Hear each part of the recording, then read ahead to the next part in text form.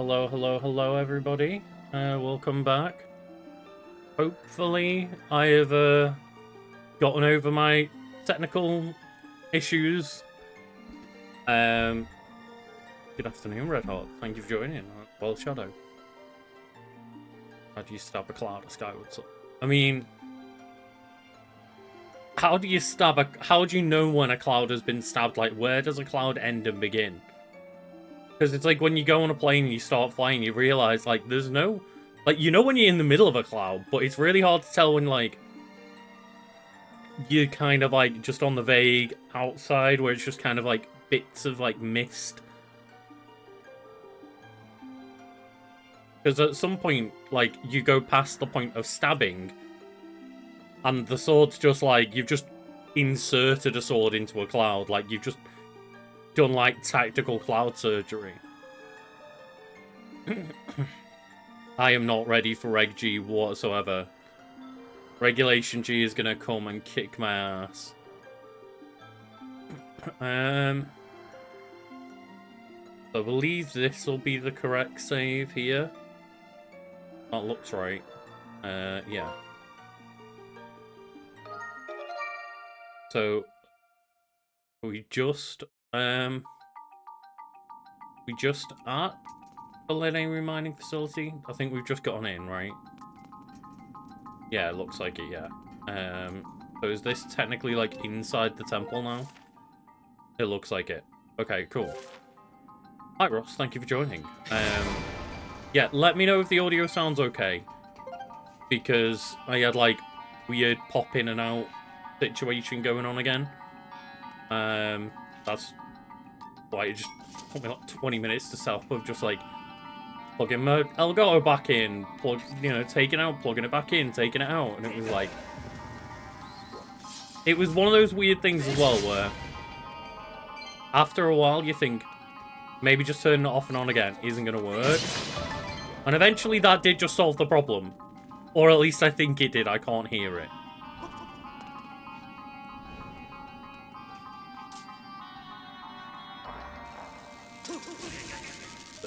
And maybe I can't use an iron shield to do that? Find out. Okay, that doesn't reflect it back. Is it just that I need to roll a bomb at this fucker? That'll do. I thought you might have to, like, knock back it with, oh, right, let's just get this heart. Oh no. Okay, maybe it wasn't worth it. So yeah, let me know if there is any weirdness with the audio. Like, you would have heard it by now if there has been.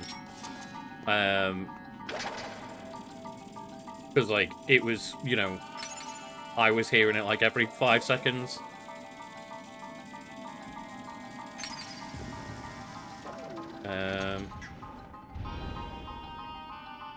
Incineroar, Amoongus, Zama Center, Raging Bolt, and Zama Center, that's the sword one, correct? No. Yeah, no, Zama Center's the shield one. They're so poorly named. The shield. Okay, yeah. The Zacian and the Zamacenta.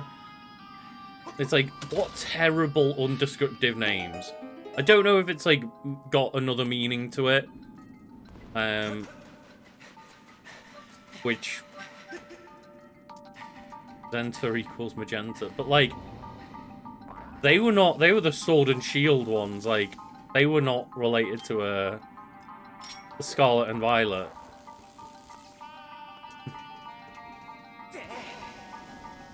Yeah, fair. Yeah, it's like, it's one of those things where it's like, it doesn't, that's, if that's true, like, cool, but, like, it doesn't make sense to have done it, like, it's just like, why is that their name? I don't understand what the link is between, like, Zamacenta and Magenta, like. They're both blue, aren't they, as well? They're both, like, their primary colour is blue on both of them? Like, kind of blue plus some gold in there and, like, some pinks and reds and stuff, but...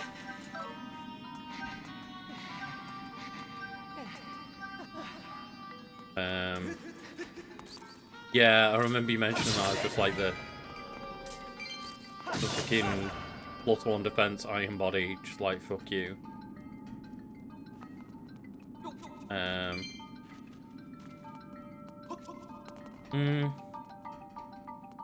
Yeah, I guess, like, Cyan makes more sense for, like, that, but just, like, I don't know why there's any need to make them red and blue, like, name-wise, because I guess, like, Sword and Shield did use the red and blue colours on the box art, for example.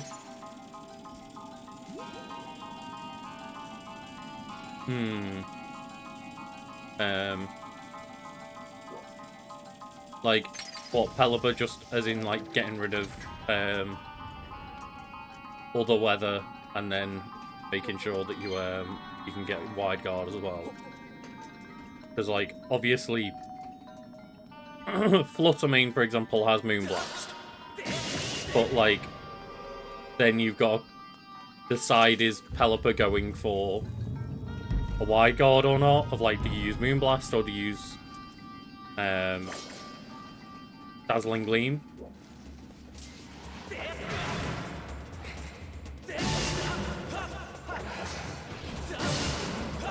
Oh yeah, these weird ones where it's like, I do appreciate some of the enemy designs in this.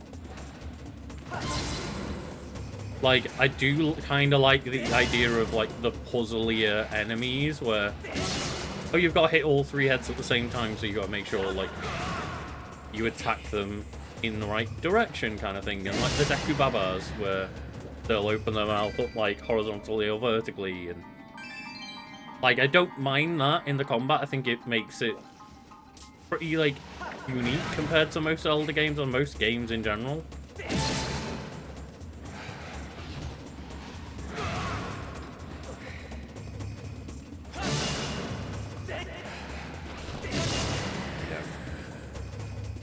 Issue being, it kind of slows down the game a lot. Whereas, instead of waiting for an enemy to lower a shield in a game like Twilight Princess or Ocarina of Time or something, you're now just waiting for the enemy to go into a, like, situation where it can be attacked.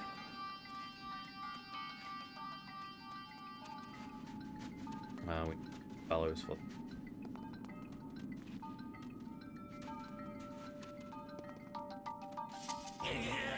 Don't really understand the puzzle here. I really hope they did definitely update this game, didn't they? Because there was a game-breaking glitch that I think was in the HD version, where one of the pushing block puzzles, it could kind of, like, the block could get unaligned from the grid that it's meant to be pushed along. So it's meant to be that it slots perfectly into a place, and then Link, like, either uses that platform or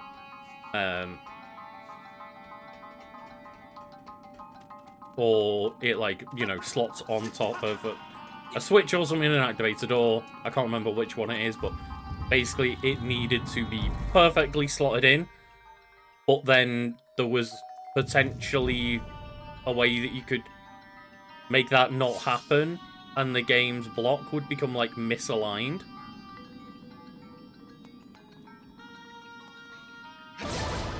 I do always love a good just, like, fuck it.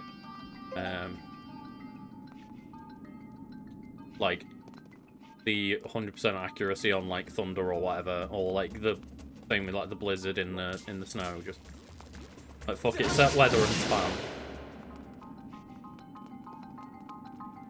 Okay. Got the bomb. Well, so you're all good, Shadow. All good that you just, like, getting some Overwatch in.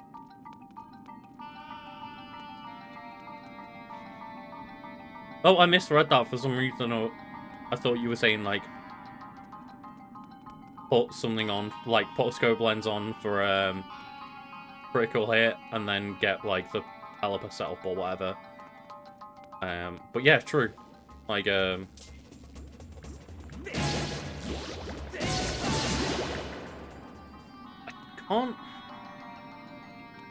can't quite remember whether my Galvantula was set up with compound eyes or whether it had a different ability. That does sound like a silly little tactic of like, fuck you, just accuracy means nothing to me.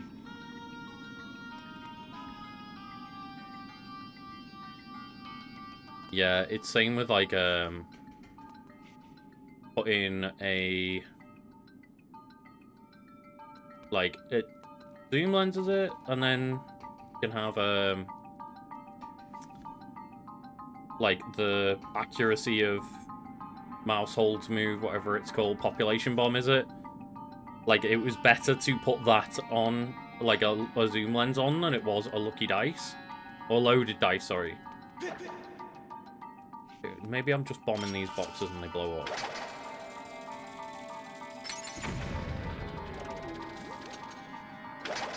Oh, Hurricane's 100% accurate in rain as well. This makes more sense, because, like, a lot of the time I was like, how does Pelipper keep getting, like, hits on Hurricane all the time? I always just thought it was, like, people getting really lucky with Pelippers.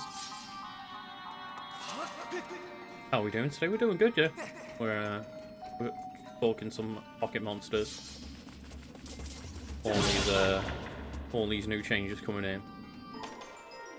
These lovely, like, completely lack of training that I've done for Reg G.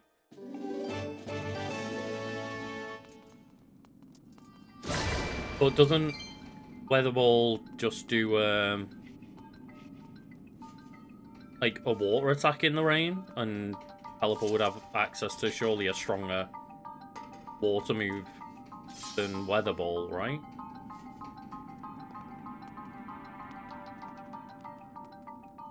I mean, I absolutely love, I love Galvantula. Joltik and Galvantula, like, two of my favourite bug Pokemon. So, like, while I've never really had the most successful time using a Galvantula, I did build one and do enjoy it. I quite like, a Araquanid as well. I also like that, which is, it's not exactly a spider, but it is similar to a spider. It's like, it's almost kind of like one of those little, the little water gliders, but at the same time, like, very spider-esque. Oh, anything in real life included. Okay, fair.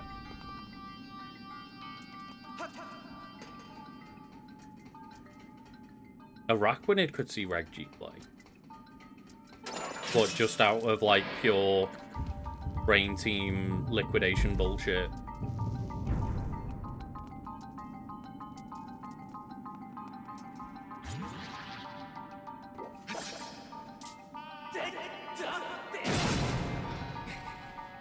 That is very true.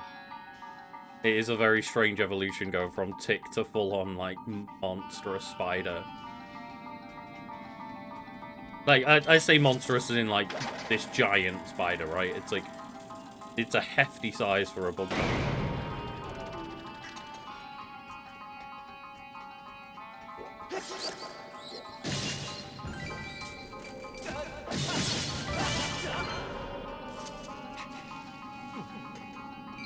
Yeah, Water Bubble's a really good ability. I can't exactly remember it off the top of my head, but I remember when I first was playing through Sun and Moon, wasn't it? Yeah, Gen 7 boost, and I was like, holy shit, that Water Bubble is so fucking good.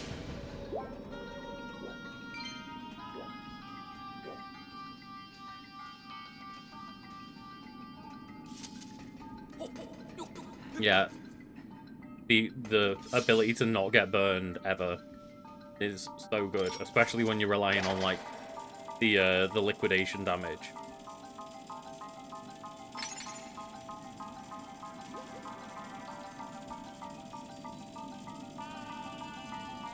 I never noticed that whole, like, Link having a beacon on him when he's using a beetle. Maybe that's a HD thing. Oh yeah, plus the leech life. When I think it was a Raquinid that I was using when I first realized, wait, leech, like, what happened to leech life? What the fuck? Of, like, it went from, what, 20 base power to 80 base power? Or something, like, insane. It was, like, maybe the biggest buff they've ever done to a move. And I was like, why is it wanting to learn leech life? That's such a shit move. And then it came up, I was like... I think we all had that moment of just, wait, what the fuck? And what happened to leech life? It's so good. And yeah, this is where they introduce, like, the dungeon Timestones, where it's like, oh, this Timestone, this changes the, like, time period. It sends the entire room back into the past. So this abandoned Lanayru mining facility now becomes this actual functioning, working factory with, like, none of it, you know, all the treadmills are working again, all the robots have been reactivated. It's really fucking cool. It's no double slap. What? How much did double slap get buffed? I mean, the true splash buff was also in Gen 7, right? Where, it was, like, the Magikarp... Was it Magikarp exclusive, or was it just the exclusive Splash, like, Z move, where just, like, Z Splash looked amazing? Just, like, sent Magikarp to the fucking moon.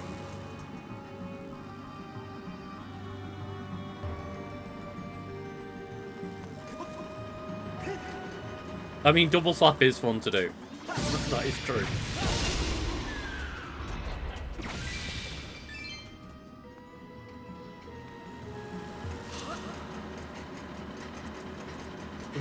Link.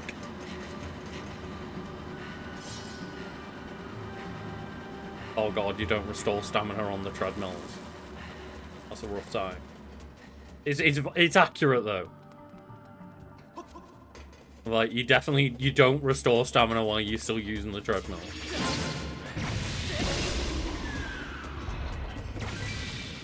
Yeah, it's always weird when you've got those moves where it's like, you know, double kick, where it can hit more than 2 times, or triple kick, where it can miss the like 2 of the kicks.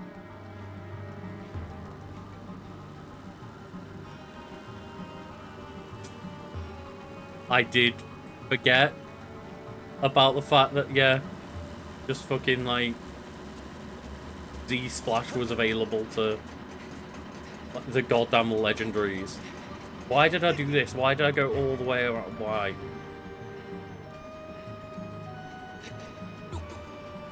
I did love the idea of just making stuff like that. Like, fuck it. Let's give you a reason to have Splash on your, like, teams. Like, in your moveset.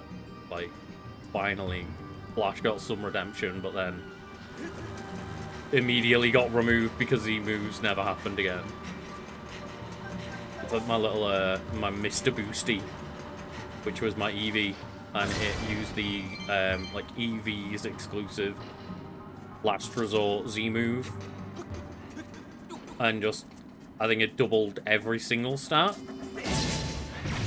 Apart from HP, because you can't push HP, of course, but, like, it just gave you, like, a straight-up double, you know, both attacks, both defenses, and speed, and then you could just, baton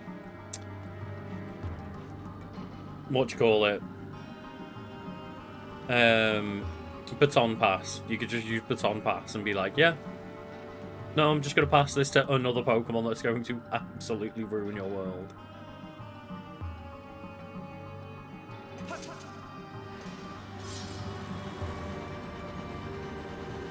Extreme Evo boost, yeah. Like, I literally just had so much fun going into the battle trees and being like, fuck it. I'm just gonna take, like, I think at one point my tactic was just like do the baton pass Eevee onto an Ash Greninja, and it was like, yeah. Like, there's nothing you can do at that point. Well, nothing the AI could do anyway. Overwatch being as toxic as ever. Oh, cool. Like, I personally never really had a problem with the Overwatch community. I just assumed they were, like, too busy making, like, odd porn for all of the characters instead of being weirdos online. Excellent. Excellent. That's always what you want to see. I guess, like, maybe because that it got pushed so towards, like, the competitive side of Overwatch, and I only played, like, relatively early Overwatch, that it probably got very toxic very quickly. Like, the moment you start making the game all about, like, league play and stuff like that, and the Overwatch League and stuff, it's just, it very quickly becomes similar to, like, a League of Legends situation, which is, by most people, regarded the most toxic community.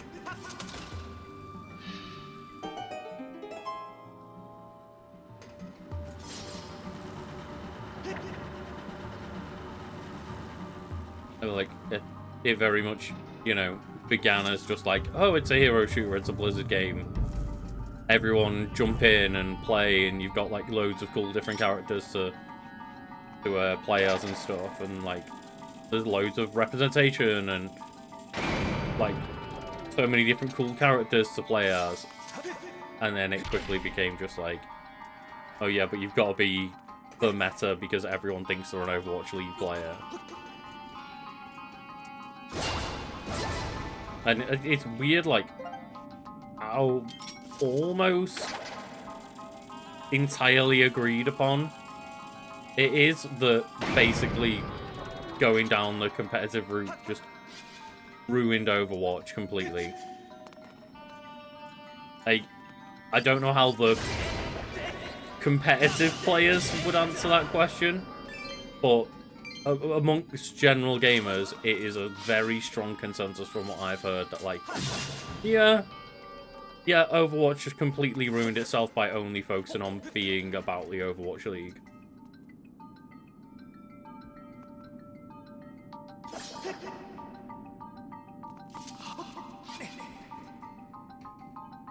I mean, I haven't got too much of an insight into, like, the buffs and nerfs of Overwatch or anything, but I know that a lot of people are very mad because, like, their favourite heroes will get nerfed and buffed based on, like, what is happening in the most, you know, high-level Overwatch League kind of situations.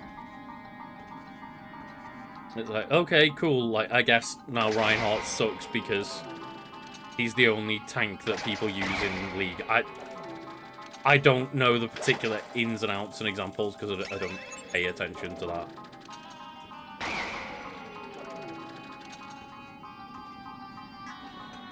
Yeah, it's definitely something I've heard quite a lot.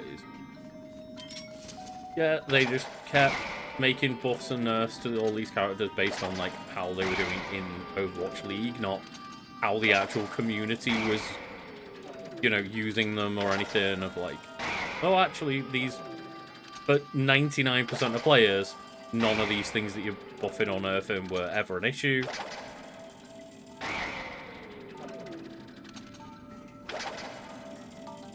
And it's, kind of, you know, it kind of happens a little bit. Oh, with League. Yeah, again, like, I think this applies to any game like this. Where just, yeah, for the biggest population of players, it doesn't matter.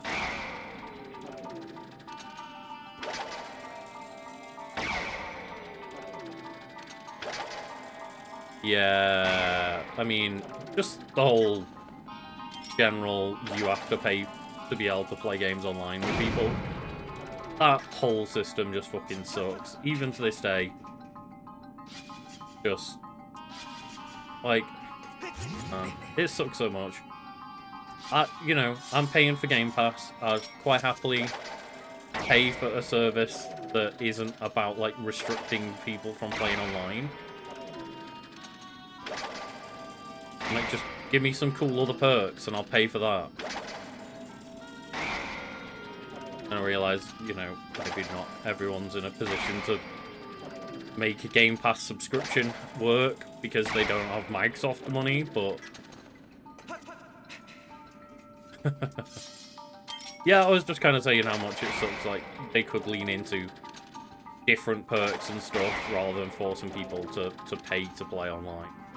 Like, it doesn't seem to be hurting Valve that you can play games for free online when you're on, you know, when you're playing a Steam game.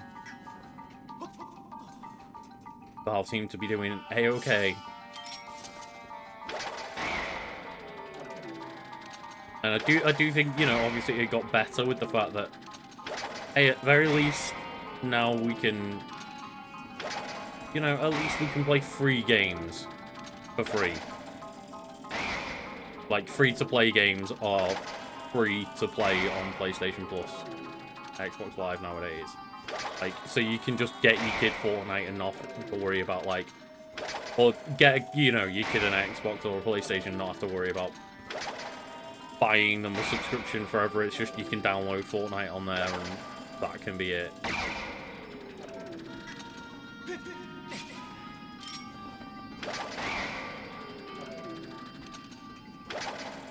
Don't think this is the correct way to do this at all, but you know what?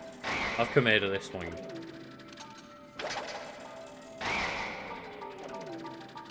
Just hit that little wall. Don't think it's going to explode if it hits these rocks. But it will explode now.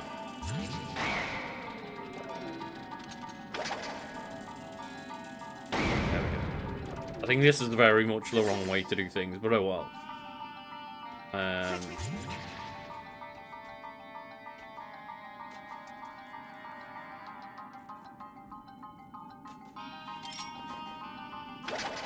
I've just realised as well.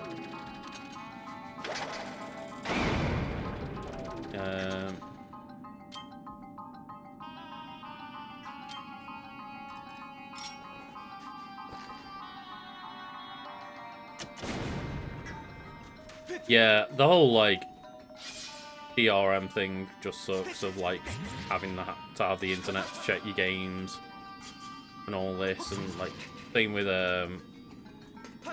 like, if I have, my household has 2 switches.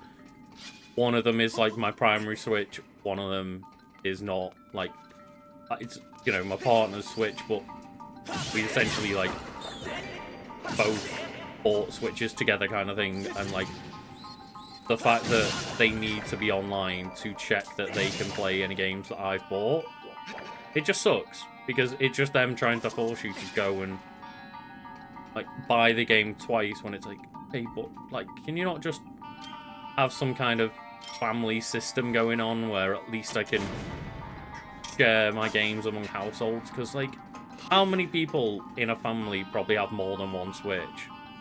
Probably quite a few at this point. Especially with, like, Switch Lites being cheaper. Like, how many parents also have a kid with a Switch as well?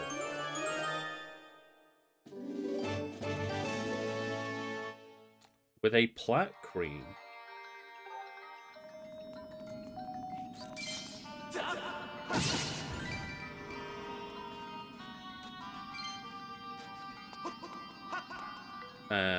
There are Switch 2 rumours going around, but that's like saying it's a fucking Tuesday.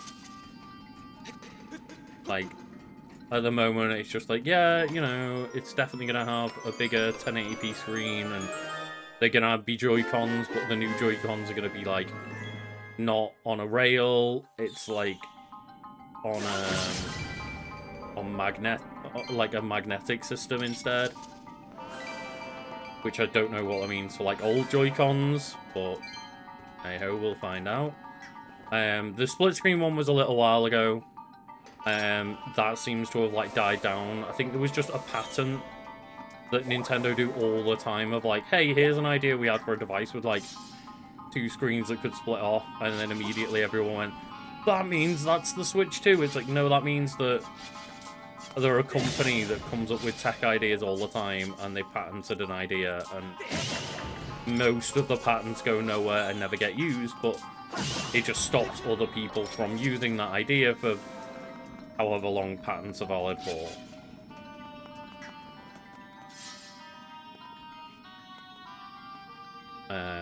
So yeah, that one's more of just a...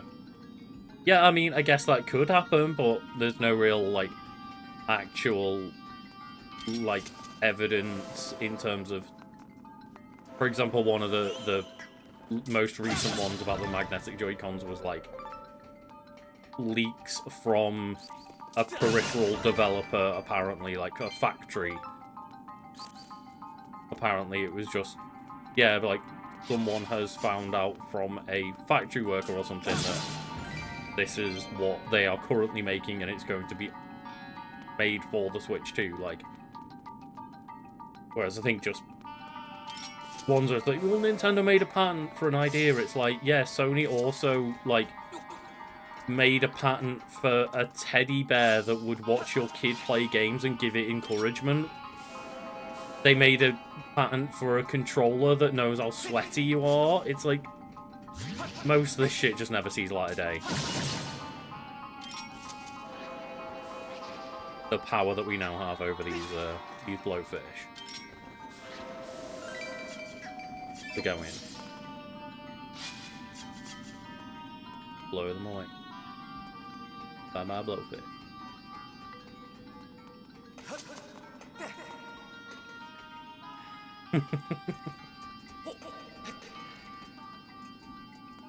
Oh god, the little teddy bear that's like, yeah, Carl, you can do it. You can go for round 2, I believe in you.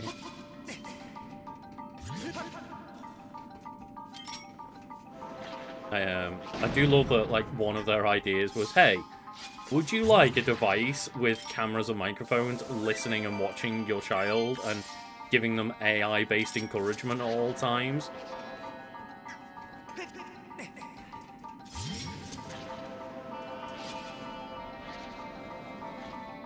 Yeah, I think generally most people want a competent controller that is just ergonomically designed, a good size, and has nice feeling buttons that don't break. And, like, no stick drift and stuff. Yeah, they just want a competently built controller with lots of buttons on it, and they're like, yeah, but how about we make it know when you're afraid? And then, when we know you're afraid, you can also link that to your teddy bear, so your teddy bear can tell you that everything's gonna be okay. While it just stares at you, like, playing fucking, like, Horizon in your underwear, and just sends all that data to Sony.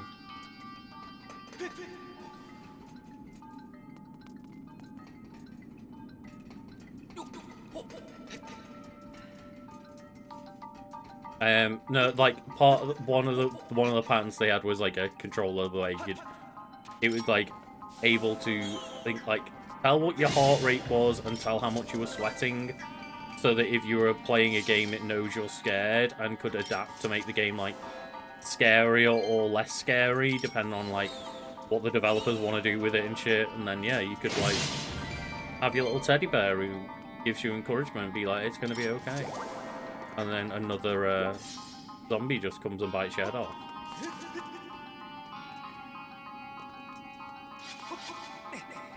Like, I legitimately do think that the idea of a horror game that knows, like, your heart rate does sound really funny, of like, oh yeah, well, we know you're scared, so we're going to double down and make it even more scary. That does sound like something that has appeal to lots of people.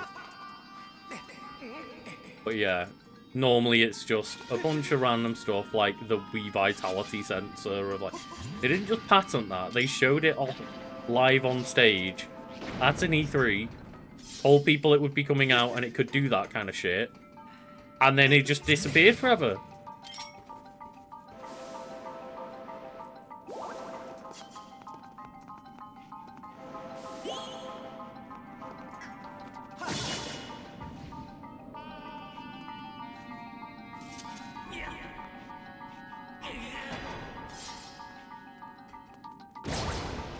I love weird technology. Love the idea of like, yeah, we're gonna make you more scared while you're already scared. And instead we get like a DualSense controller that costs 70 quid with a bunch of features that no game ever uses, and most players turn off immediately. Like, how many people still play with the adaptive triggers on the PS5, or have the haptic feedback set to full, or have the mic on the controller, or the speakers on the controller? Like, what game even uses the touchscreen other than as a button? No, the touchscreen, the touchpad. It's like none of those features get used by anyone or any game, really, generally speaking.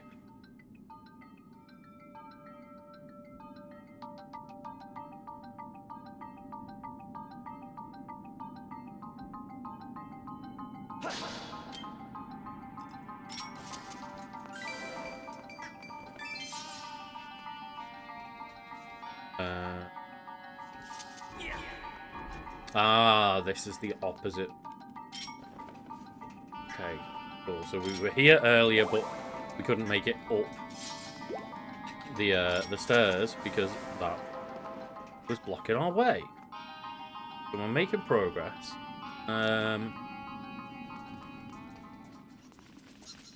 Cool, bats, keys, whatever you want to call them.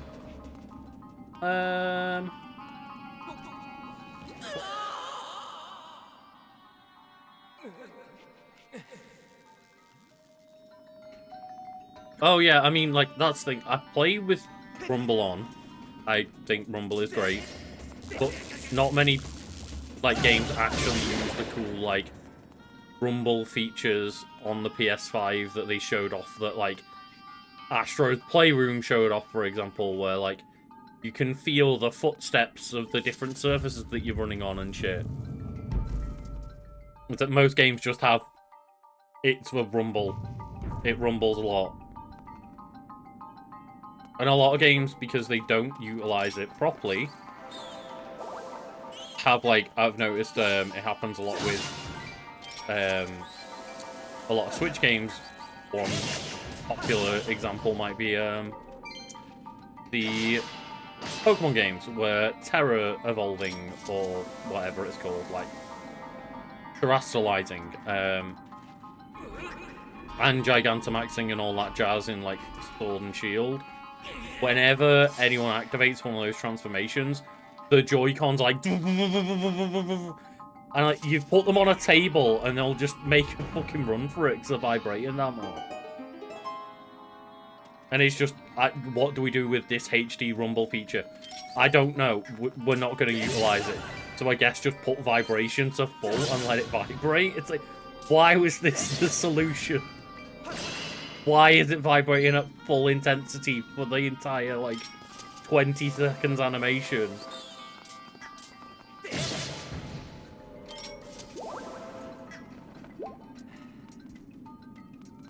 Like, that's one of the worst things about playing Pokemon with a Rumble controller.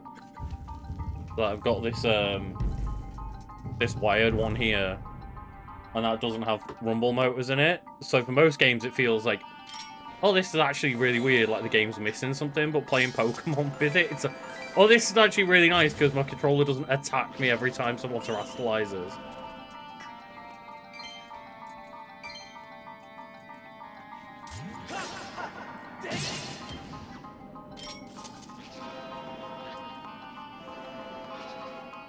Where's the top? They're so non-threatening, but so threatening at the same time. They move so slowly, but then they sneak up on you. Come on, Link. Ah, so close.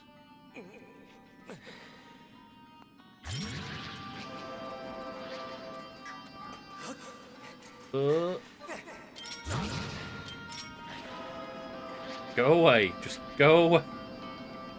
Fly over there. Go on.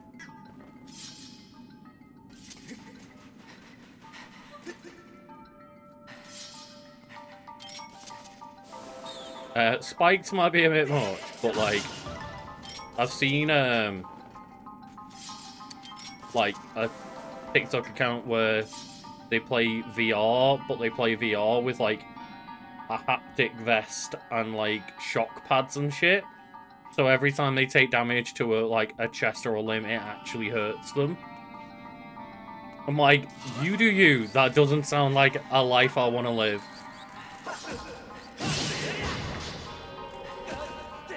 But I guess it's enough of a funny gimmick that it's something that has appeared on my TikTok feed, so I guess they're doing something right.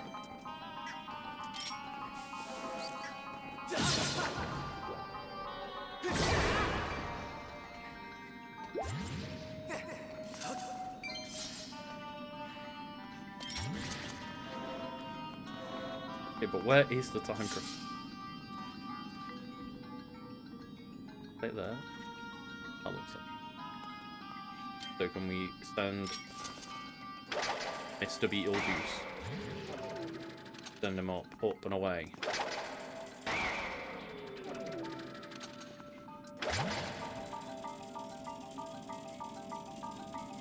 Oh, God. That just sounds like, that literally sounds awful to play. Don't know why you do it to yourself. Other than, you know, to try and get clicks, but...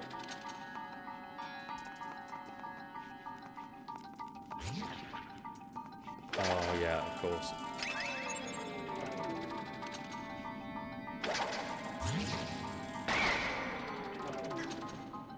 I mean, that's certainly true. You will definitely play more carefully.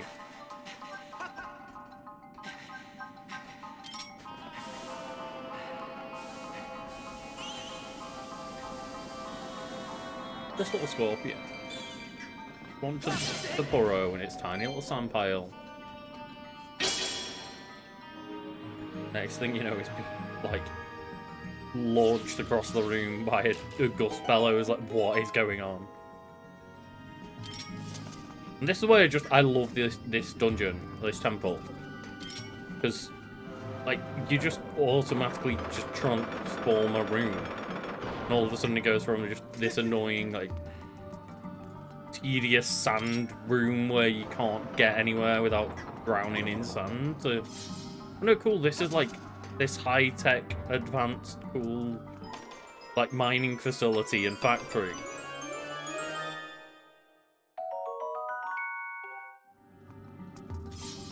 Yeah, I imagine that's a gimmick, that something like that where you get hurt or get launched across your room or something is like a really funny first time 20-minute experience. But then, goddamn, that would imagine if you wanted to sit down for like a full-on gaming session for hours at a time. Dear God. What do I do here now?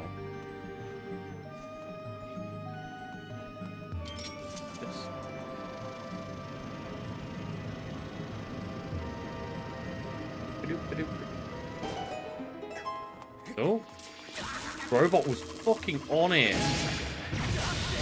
Christ.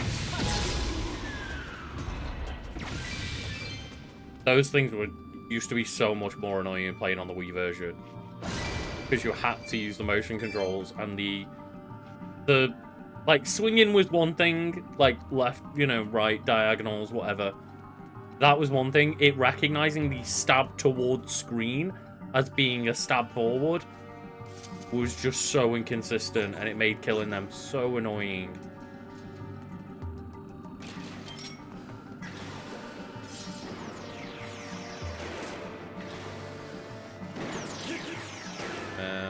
Like Skyward strike, dude.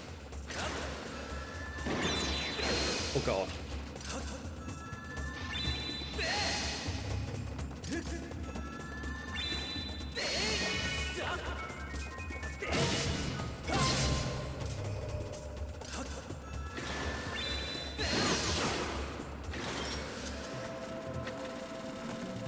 Okay, pushing just annoys it a little bit. Maybe I'll reflect the Oh, we don't have a shield equipped.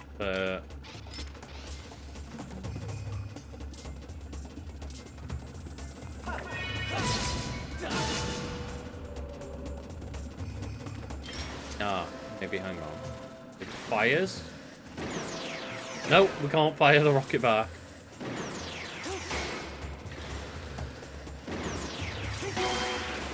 We can do that with the shield, though.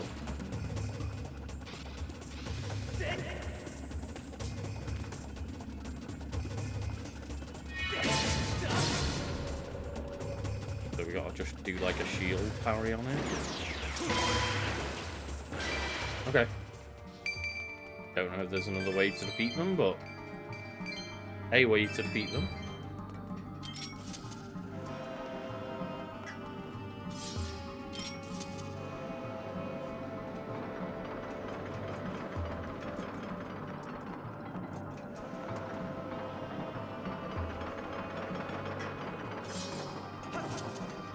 Yeah.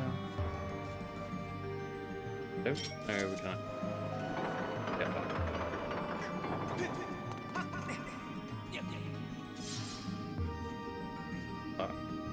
Actually, yeah, we need to take this for a ride. Cue the Mortal Kombat 2 Mortal Kombat? Mon vs. Capcom 2 music. Gonna take you for a ride. Dunna dunna, dunna dunna.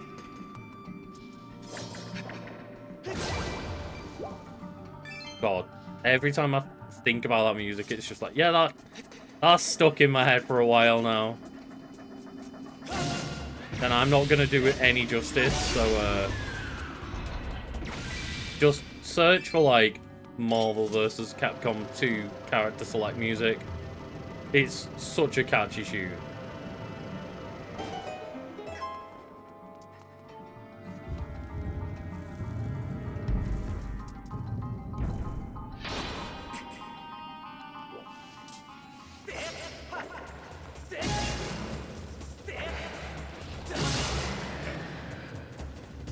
I think when you hit it, it always resets at like the 3 heads just default in the middle for a second, so you can just get the easy kill afterwards.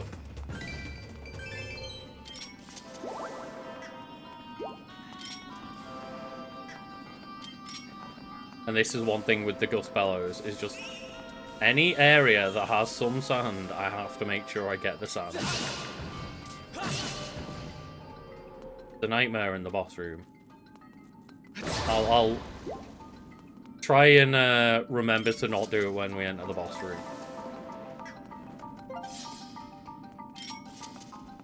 But right now it's all sand piles must be eradicated.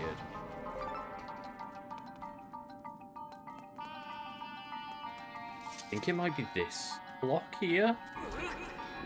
That, like, you can soft lock your game with. Again, I don't know whether it is this version or the Wii version, and I'm pretty sure it got patched. But it was like here, maybe, where you had to push it flush up against this wall, but there would be like a couple of pixels here where just the tile didn't match up with where the block was, and it would prevent certain players from being able to push this block forward. I'm pretty certain it was that specific place.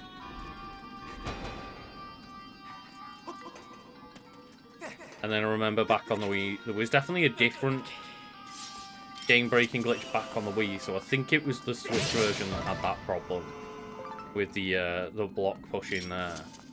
Pretty sure that was the place where it could happen. But there was also a game-breaking glitch on, like, a progression glitch, where you just couldn't get, like, a certain item if you'd done a sub-quest first or something. And, yeah, it was a item that you literally were required to get for a certain, dungeon, like, before you could enter a certain temple.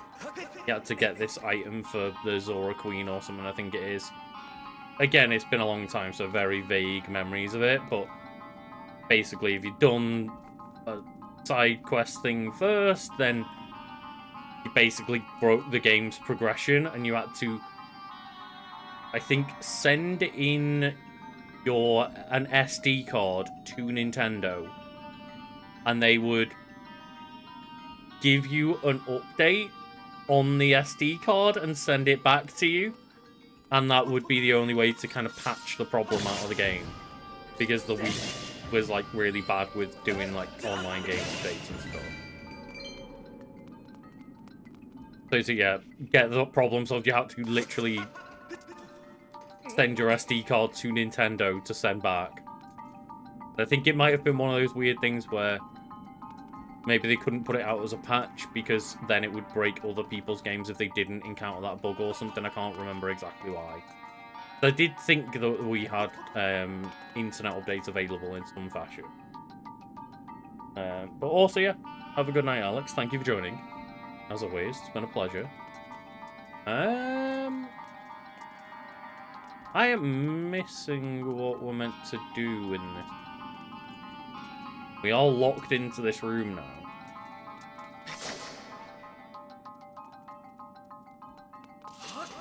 I thought that there was going to be a time over there, but maybe it's not. Yeah.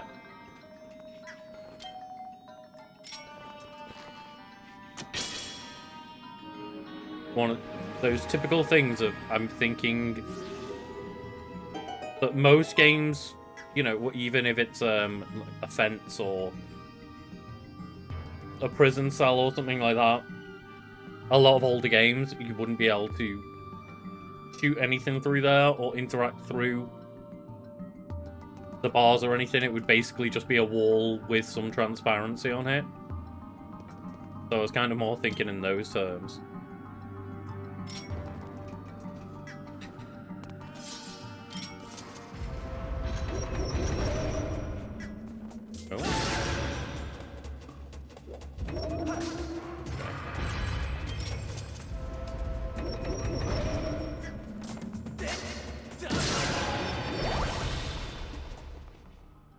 Another stab the enemy with a straightforward stab that was really frustrating on the Wii version. God, like, I know that we could have done it as, like, the gimmick, but I'm so glad I'm not playing this version with the motion controls. So they're fine and they're fun for, like, an hour. But when you're in hour 30 plus of this game, you're just like, why? Make it end. This gimmick is not fun anymore.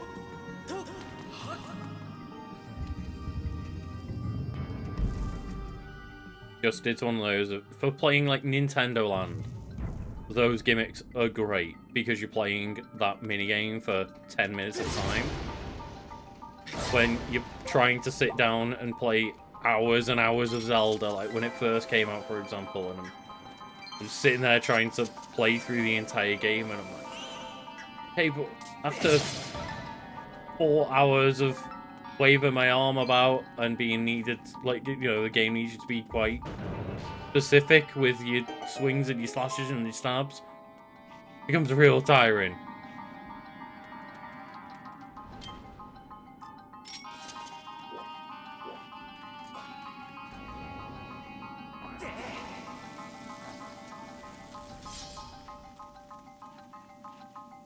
I mean, true.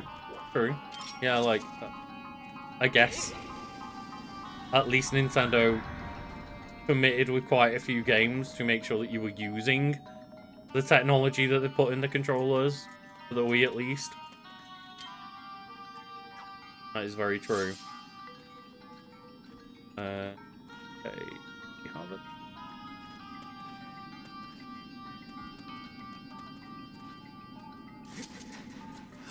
I can't see Link making it all the way over there.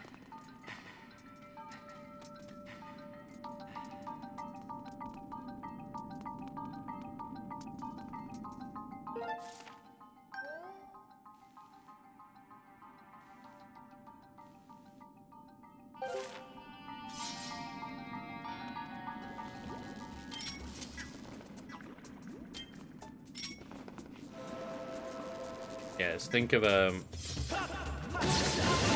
outside of, you know, Nintendo Land, how many Wii U games utilize that gamepad as more than just it's a map.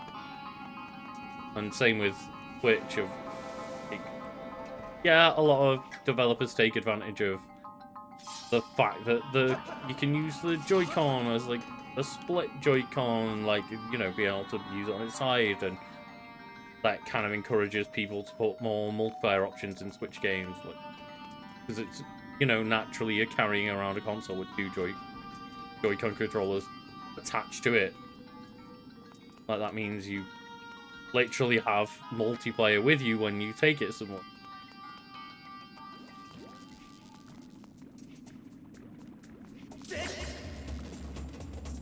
But yeah, I don't see many games that have come out where they did the whole, you can feel how many balls are rolling around inside your Joy-Con.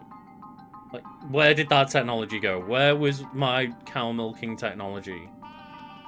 That was another 1-2 Switch game. Just milk your cow. Milk those cows.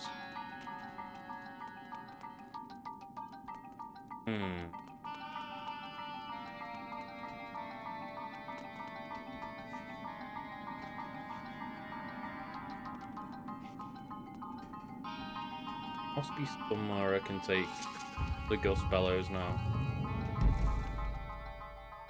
But I don't know.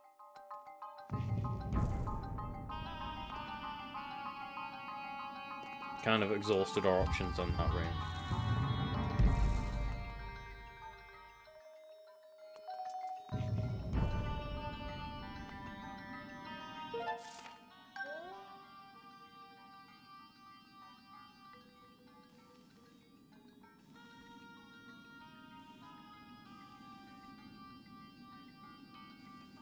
We had the Gust Bellows for that area.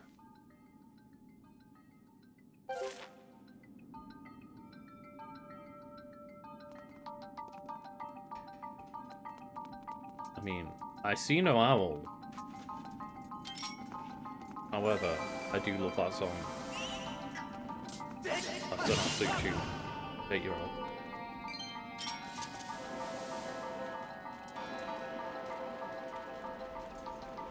Doesn't work on this phone.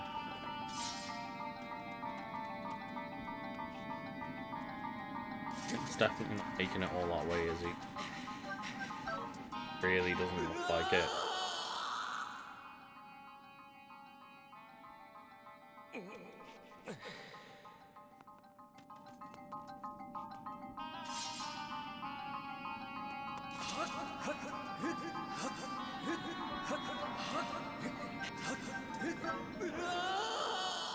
That goes pretty close, and I didn't do it that efficiently.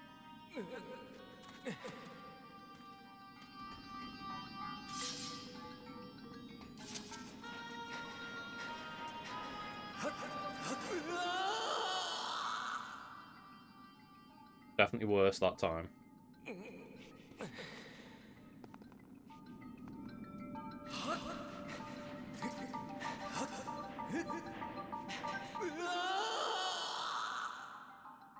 I tried to do a roll on that one, which is why we use so much energy to start with, but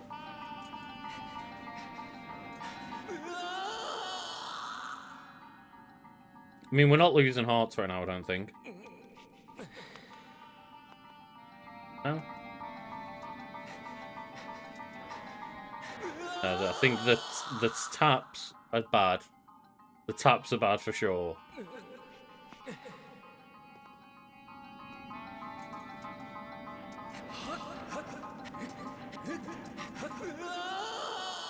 Well, here's a question in chat for everyone while I'm trying to bash my head against this wall. But this is, I know this is not an intended solution, but I'm seeing if I can do it now. Just like, what's your favorite, like, meme song, like, comedy song on YouTube or whatever? Rotate Your Owl was a really good one.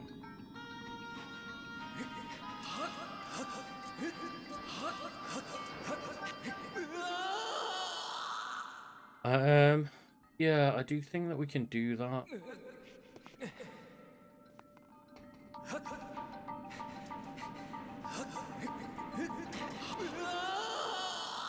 It seems...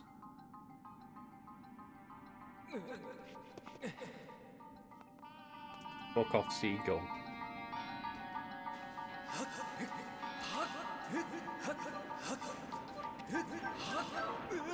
Oh, we were so close there. I like the idea that you've your knowledge of meme songs may only be bird related. The Ross Law. Just like got one about owls, one about seagulls. How many ones do you know about pigeons?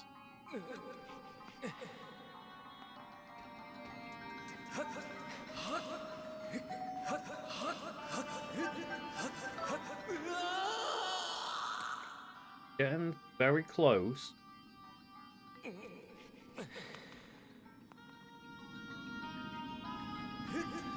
So Ross was the song about getting told to fuck off. I didn't say anything bad about pigeons. I think they get a bad rep.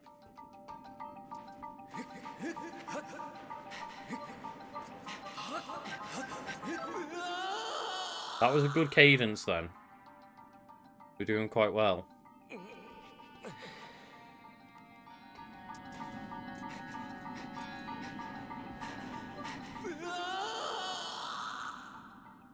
I mean, you could always, you could try seeing if you'll get flagged for the name, but unless it's something very, very offensive, in which case, please don't try.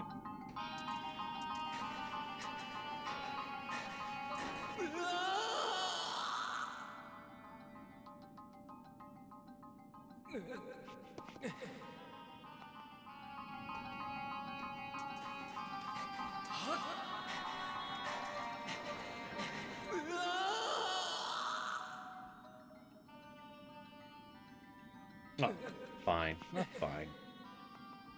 Like, swearing is acceptable in chat. To clarify for everyone, you know, if you're unaware, but, you know, it's when I get worried when people say something like that, and it's like, swear words, fine. When it gets to, like, slurs, no. Like, not that I expect that from anyone watching, but just, you know, that's where we draw the line here. So, like, I presume, like, I predominantly have an adult audience, generally on every platform. We were okay with swearing. I also, like, we did that. We made that. I told you it was possible. But that's definitely not the intended way to get across.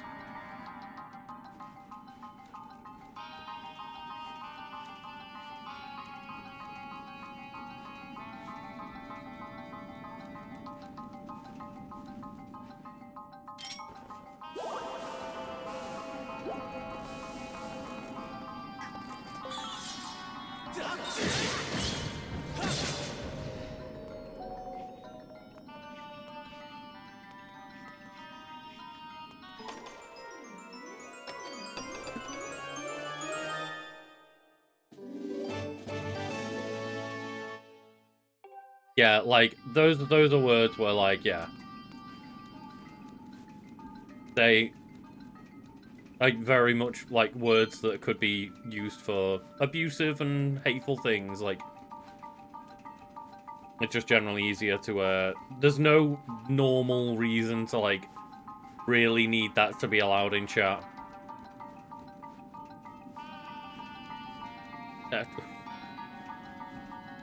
Speaking of moderation, when Ross is gonna put, like, the words anus and behind together, of, like, now it knows the term anus behind. Like, that's a permitted term. No, it's specifically not anus or behind. Anus behind.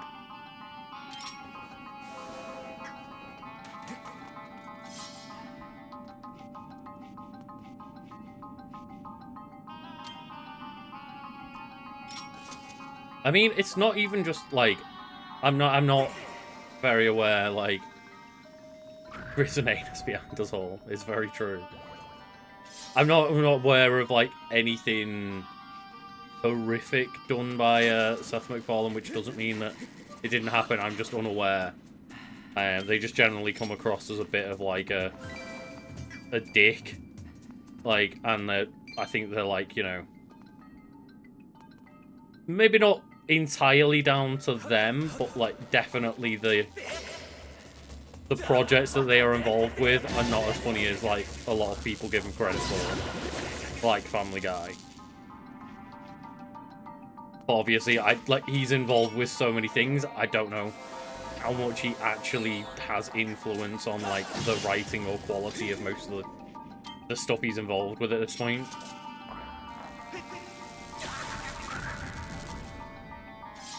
Yeah, like that's the thing is that I wasn't sure if you were referring to him as just being, you know, the general talentless kind of dick that he seems, or whether he's like, oh no, it's actually, you know, you're unaware of him being like some horrible person, or often the case with Hollywood and all that jazz, all the celebrities of the world.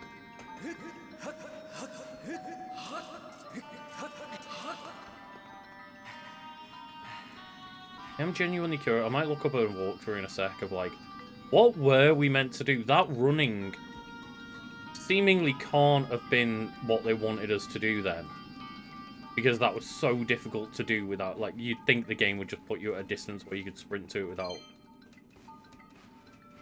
But yeah, he definitely comes across as a person that I'm gonna find out like you know, one day I'm gonna see a headline somewhere of like, did you know that Seth MacFarlane did like these horrible things?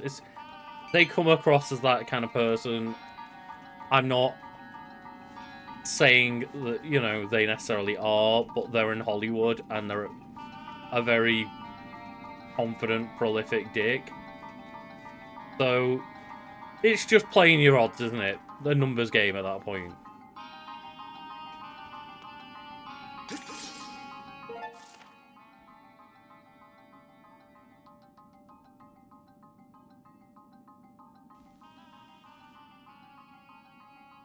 Oh, I think we may have done that backward. Oh. Maybe we haven't. Yeah, like the U tree that represents death? Question mark? Skyward. HD. I'm genuinely curious of like what our next thing was at that point.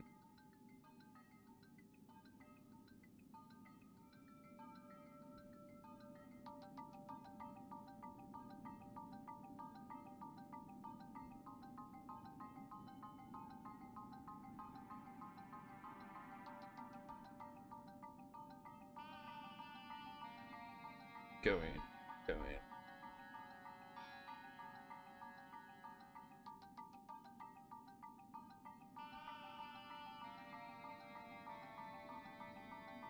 Right.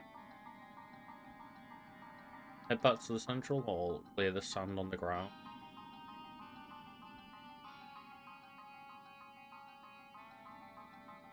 Which lift gate and create a permanent shortcut, save the battery.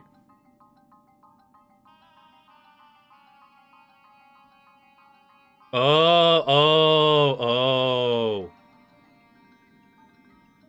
I've only just seen it on the map. It's right there. The answer's literally in front of me.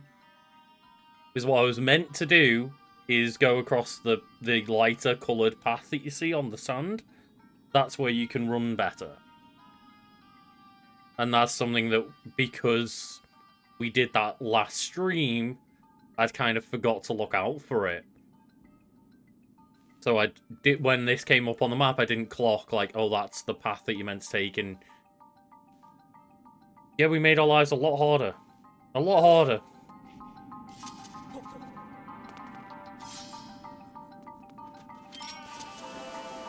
Where's the secret answer?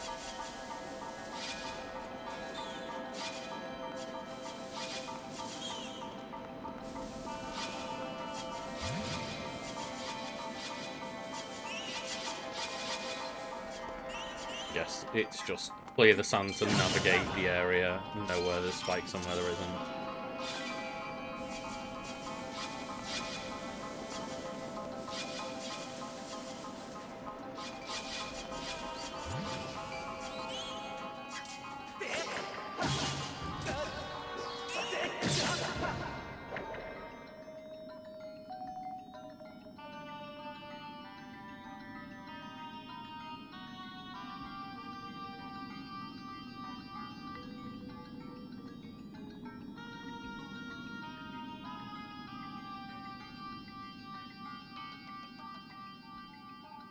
I need to get rid of all that sand. I mean, if you want me to, I'll happily oblige it. It's very satisfying for me to do this way. It's like playing Power Wash Simulator. Oh, Power Wash Simulator, sorry. I just remember the first one, the first thing that you wash in that was a van. It's like, you normally pass at like, oh, you've cleaned, you know, the van's like 80% done or whatever. This looks great. Or 90% or whatever, but then I'm like, no, I need to get 100% of the dirt. You just hate sand, yeah, it's fair. It's coarse and it gets everywhere. I know that wasn't the full quote. I don't ever remember the full quote. But I also dislike sand, or I dislike beaches more than specifically sand.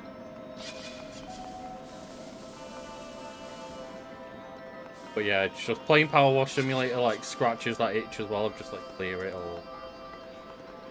But yeah, I just being a person who lived up right near the coast all my childhood and lived like right next to a beach, I'm not really a fan of them because like they were just something that were always there for me and like not particularly special. But then when I moved to Sheffield for uni and, you know, met Carl and all that jazz and like, you know, I'm way more inland, just people were like, oh yeah, let's travel to hours to go to the beach and have a beach day. And I was like, but what, like, beaches are just shit. Like, you just go there, they're horrendously busy. There's, like, normally no real options for, like, food or drink apart from stuff that's really overpriced. And then sand just gets fucking everywhere. And it's like, it just seemingly never goes away, and you keep finding, like, more and more in your feet, and, like, just, I don't get it. I like the sea, I like the ocean, you know, whatever, I like the views, but I don't like the experience of being on, like, a beach, and then we can get on to just the other world that is, like, fucking pebble beaches. Who the fuck do they think they are? Nature's glitter, that's a good way to swim it all. I remember going to Brighton for the first time. And my friends like, let's head down to the beach. So we went down to the beach. It's not a fucking beach. It's just a pile of fucking rocks that you have to stand on. It's not a fucking beach. It doesn't know. Oh, like, I know it is a beach technically. But it's not a beach. Like, it's a liar.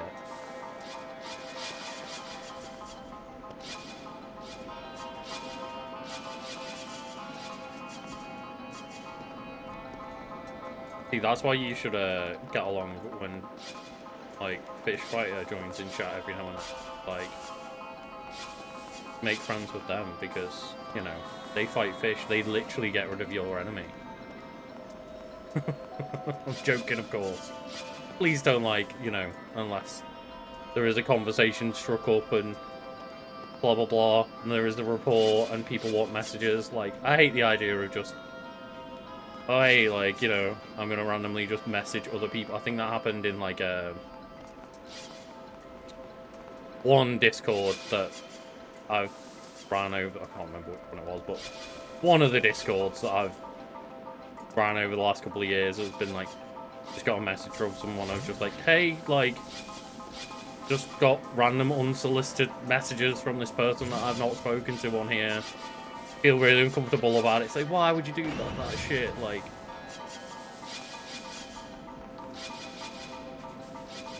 no begrudging respect. It's a nice way to put it. But it doesn't matter why she fights fish. It's more just the fact that, you know, if Grim doesn't like fish, fish fighters fighting the fish. And that's like, you know, at very least, he's helping out Grim. By just pure accident.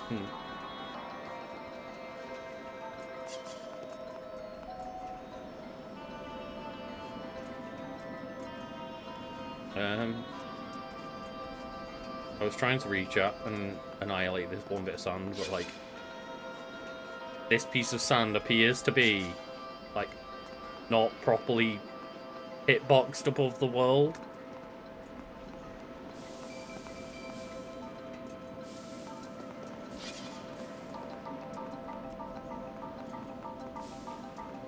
More of a fighter and a spiritual.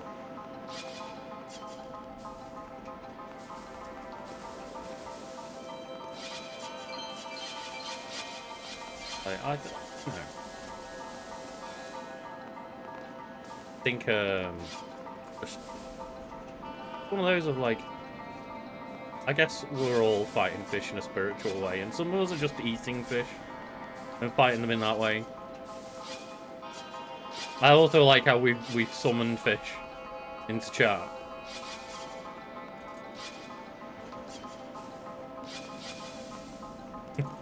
Why Nemo's dad?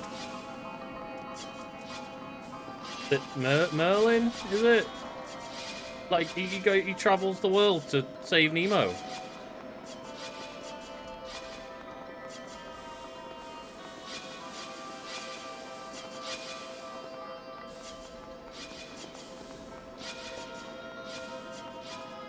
Oh god, yeah. I mean, it's just generally insufferable. Like, it doesn't really matter what it is. Like, some things are better than others and some things are worse, but like Warhammer is probably one of those where getting into that type of community is probably quite bad, but just generally speaking, like, anyone getting so far into something that it becomes their entire personality, just like, why? Just no one wants that. Like, I spend hours every week of my life playing Pokemon, and I don't really talk to most people about Pokemon because I know they're not interested. Other than maybe quite a lot of people are interested in me going like, hey look, isn't Charjabug really cute or something, and that's where the discussion ends. And even then, I don't have that discussion with most people because I know they're not interested in any way.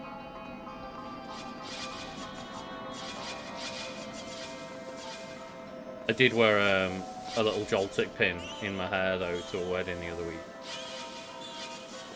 It did, you know, it's a conversation starter for a few people. It did like Pokemon. So that's a good way to, like, you know, lead into the right crowd.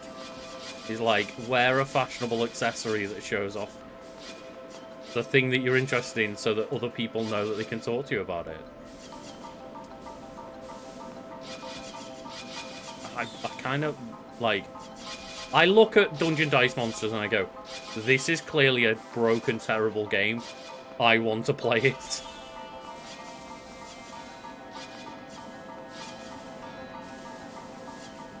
I did love the fact that, like, we did do, you know, we did that wiki weekends on Warhammer, and Carl was just like, I'm gonna bait so many people. And then specifically instructed me, like, you best put a fucking Space Marine on this thumbnail. I was like, I was all being diplomatic and like, let's not bait people too much. And Carl's like, no, double down. Double and triple down. Make it the title, make it the thumbnail, do everything to make you think that we're talking about 40k.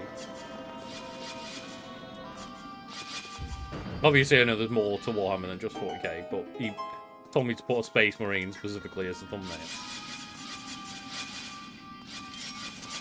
I'm doing my best, but there are just some glitchy bitches of sand. That's right. They just are like underneath the world that aren't quite hittable, but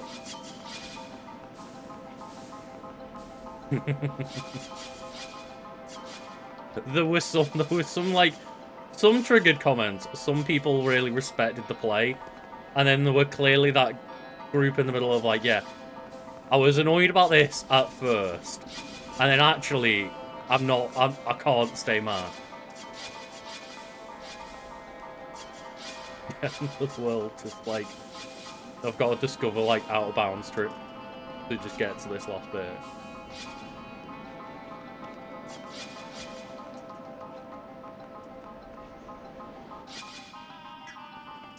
God. I mean, with a gust bellows, is that what you say?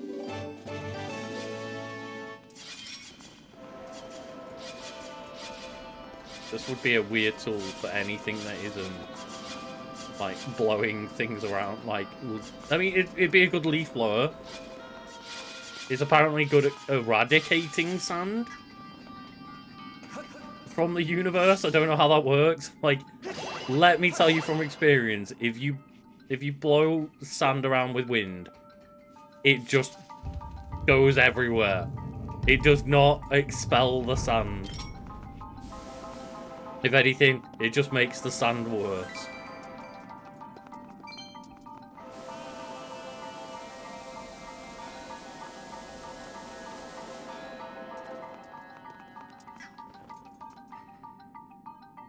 I mean, nature's glitter because it's awful.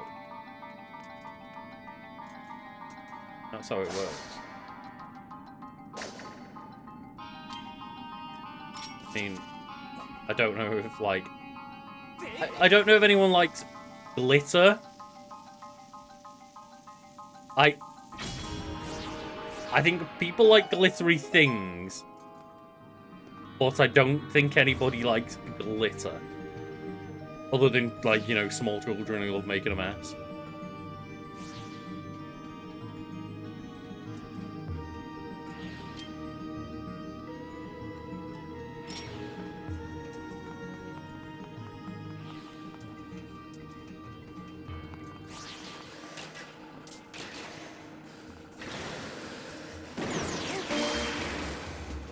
A very forgiving time window there. I thought I'd fuck that up and let my shield get annihilated because it's on very low health, my shield.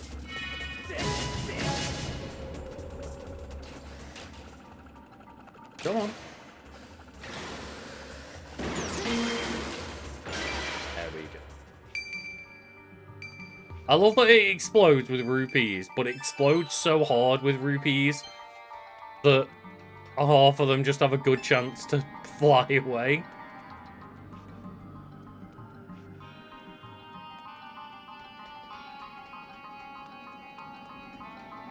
ATF.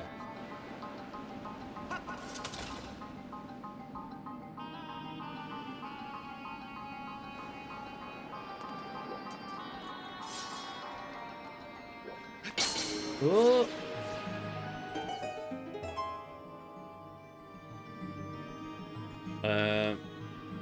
Oh, what's over here? Okay.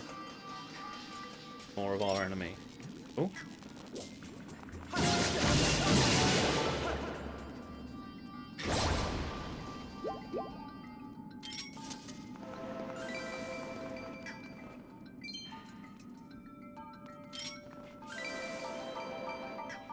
Being a chinchilla, you let it roll around in dust? What? How does that clean anything? You're rolling around in dust? Right. That's so strange. I've never heard of this.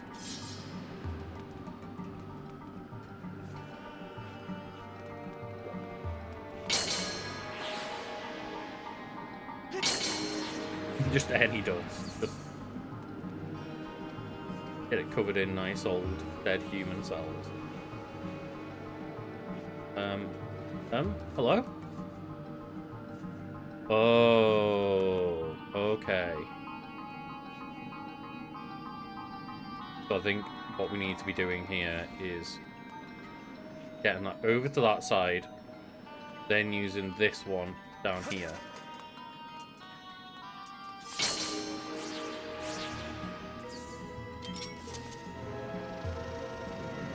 And that basically the other one is now where it needs to be for the puzzle, and this one will be our location scout.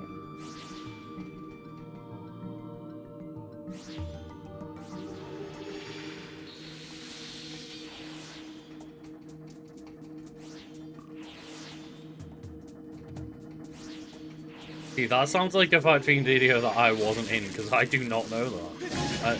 I'm unaware of this information. And watched very few fight theme videos that I wasn't editing.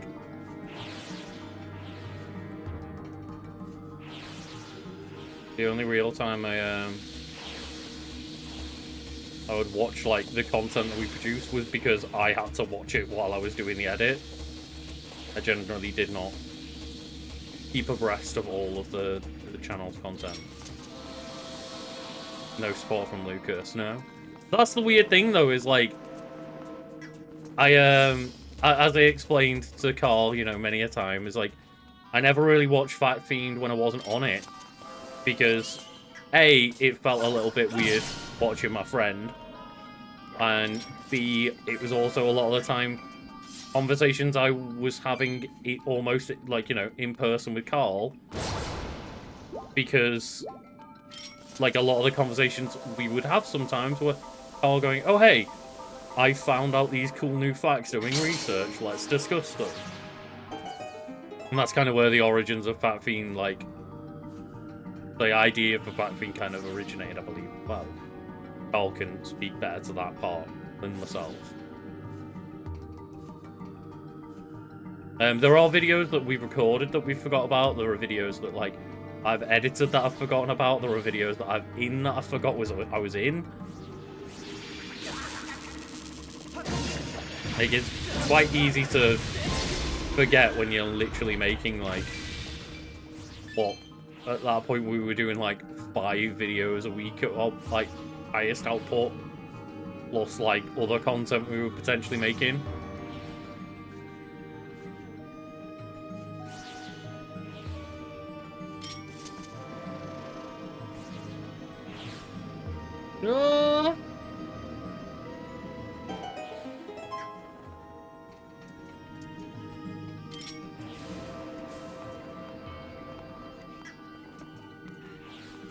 But Carl knows that I love him.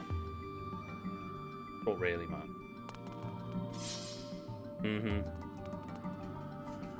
Yeah, it's just one of those things of like, as people always get weirded out of like, oh, why don't you remember everything you made?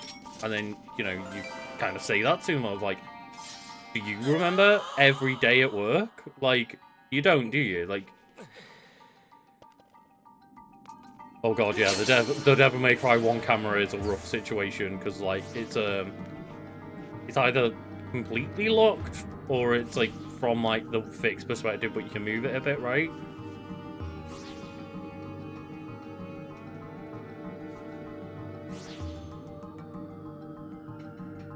I just really like it. We're at max rupees, it doesn't even say serve a purpose. I'm literally maxed out. And Link launched himself off the edge. Like a literally currently worthless rupee.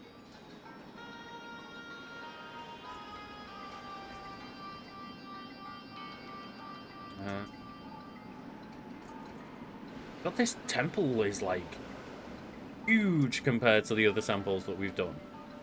The other temples, even when I've got stuck, have taken us like an hour.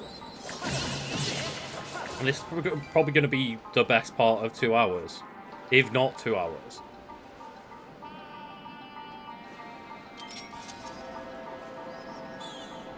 It was very appealing. I do like how big and blocky and cartoonish the rupees look in this game. I think they're stylized really nicely.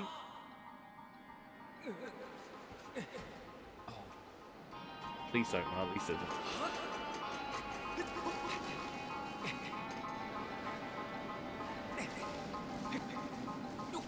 I like how as well, you know, we mentioned not liking sun, but no one child's mentioned having like a fear or hatred of scorpions at all.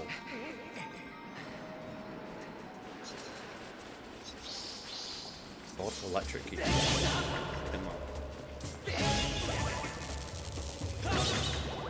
I think that sounds a bit bad namey. Electric keys.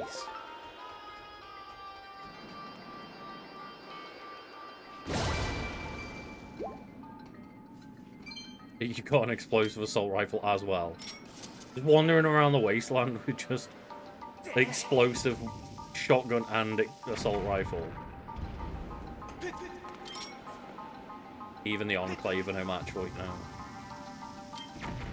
It's true that they added the Enclave in, right, to the Fallout 4 update.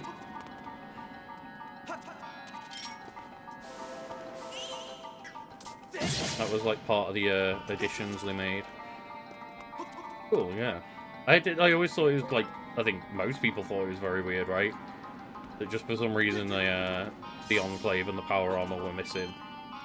Like one of the top-rated mods on the mod store or whatever you want to call it, like the mods section when I went on the console version was just here's Enclave power armor and a bunch of customizations for it.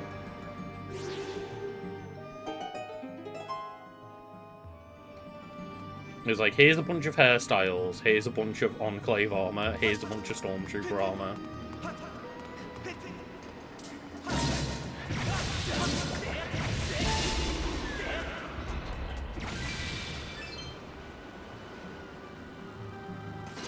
Oh! I didn't time that well.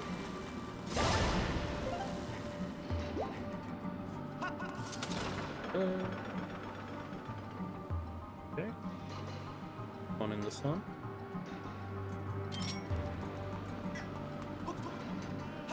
Oh.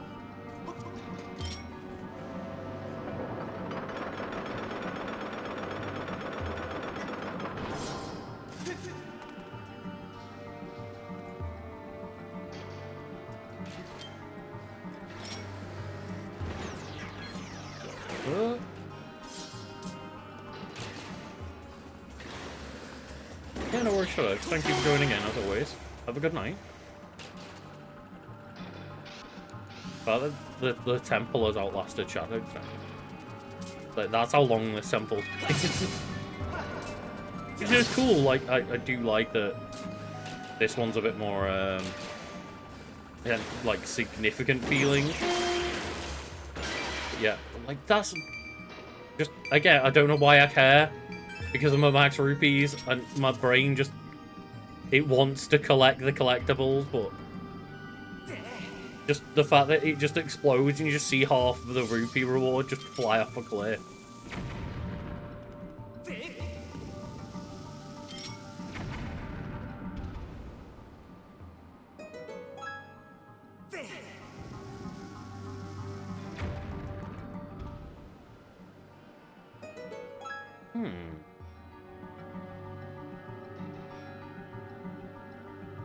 Well, yeah. And then with sausages. Get a little pride. Cades out. Oh, god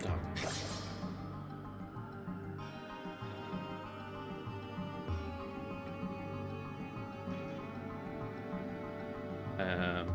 How do I make it? I'd have to go into my... Not something I want to sit here and have to watch. I was going to say, how do I get it so the pride ones go above those two little ones, but I'd have to be sorting through a list of text on a black screen.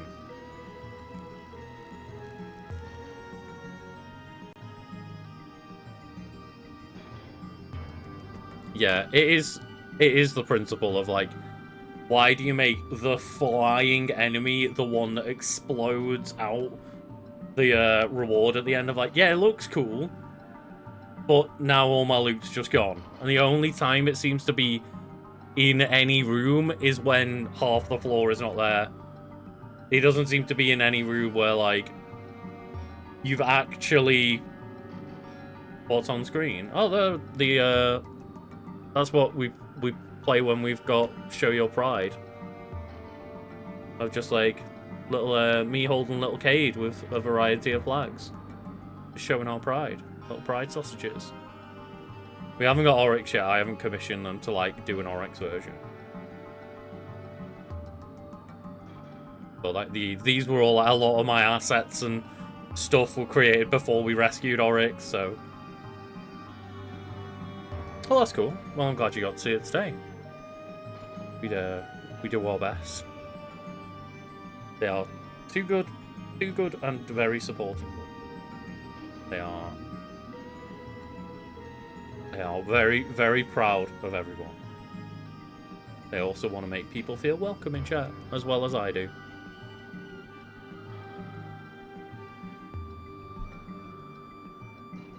Like, it's, I think I'm, you know, I'm proud to, like, keep up, and we've also got, like, the little pride flag sausages on our emotes as well. Make sure we can spread the love. Yeah, I was wondering whether I got the commission for last year's Pride or the year before. I couldn't remember.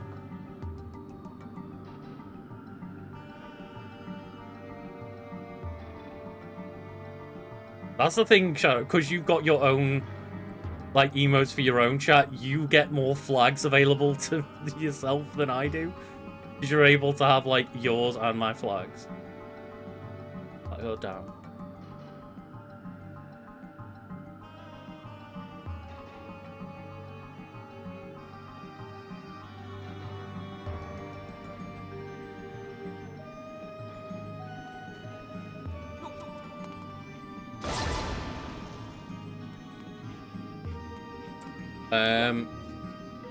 Maybe it was 2 years ago.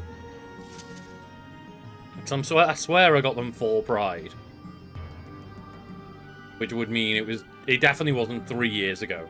Which would make it either Pride last year or Pride of 2022. Even though I say, like, oh, there's no way it would be, like, 3 years ago, and then I don't remember, like, how long I've been streaming, but it's longer than I always think it is. It can't have been 3.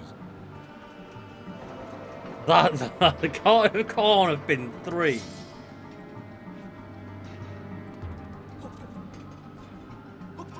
Unless I just didn't get them done for Pride.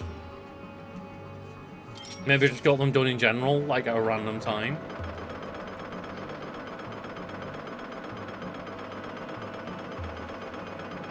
Now, that's the thing, it's hard for me to, you know, remember anything.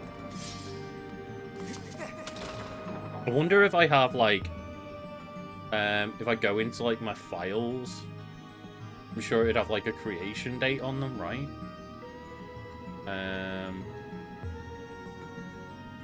No, that's TikTok, not Twitch.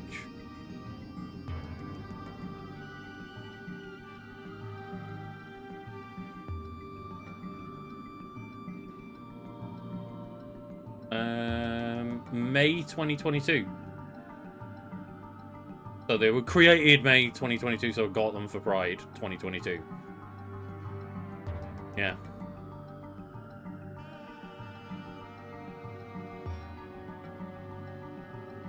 Oh, right, yeah. Yeah.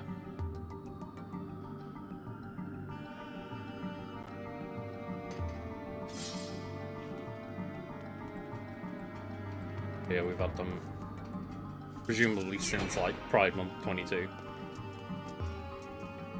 Yeah, time does fucking fly.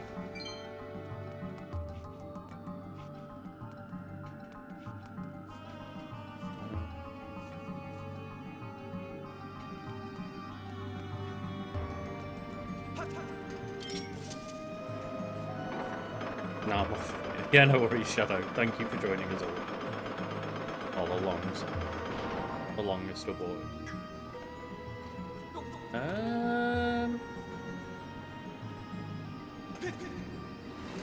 Oh, Link, it's been a bad day. Link, no, oh, Link, no. No, oh. I wasn't sure if we just caught in, like, a death loop then. Oh, no, death loop's a different game, sorry. Right, no, I'm ignoring this secret here of, like, 1, 2, 3. So that's referring to across this bit here. Okay, got it. So I was like, they've... No. Oh, no, no! It's okay, we can just run out. And then the block came in.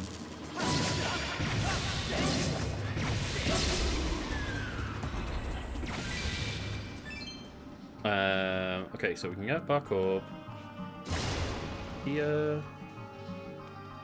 And this would be pretty rough if we hadn't pushed that.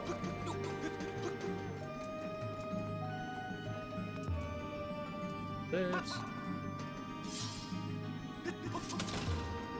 So it's the first one, then the third one, then the middle one. Is that right? Yeah? I guess.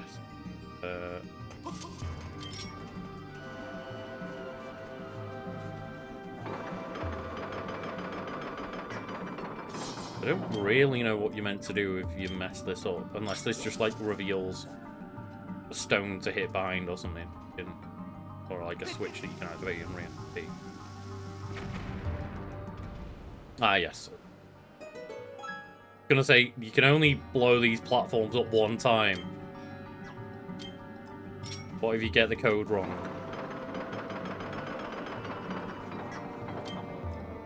You can safely blow up these. Kenny, on.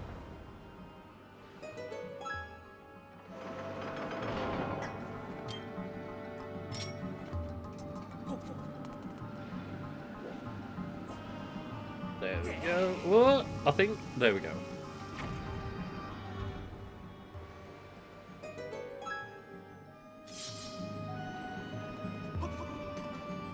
Just be able to probably want to put this here.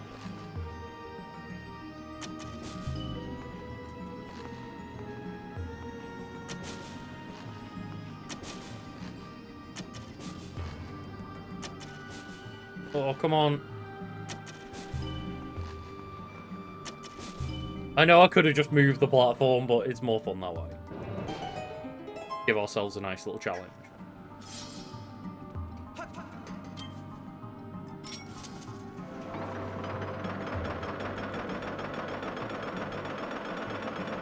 Yeah, I'm presuming this has got to be when we get the big key, the boss key, whatever they call it in this game.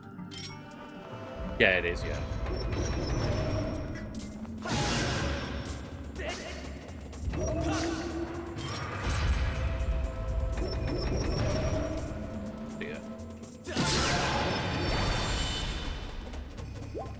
Yeah, give me health, please. Oh no. I mean, that is, you know, that is the rules of the floof, unfortunately. It's just like soz me.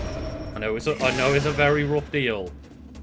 And as a human, we probably would not accept that. Like, there are, you know, many men who can't control themselves and probably should also, you know, go through the neutering if they can't be trusted as well. But yeah, we're not allowed to do that to humans, only pets.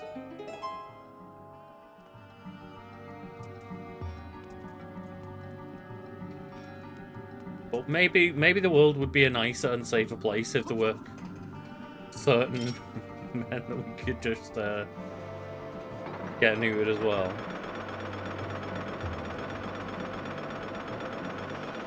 And to be fair, yeah, there are also bad women out there. Get them spayed.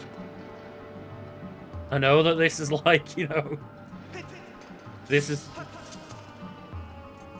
not morally okay. I'm very aware. There we go. Like, that's the thing, like, I know I only mostly mean it, not all of the time. Yes, that is true. You make a very good point of, like, we should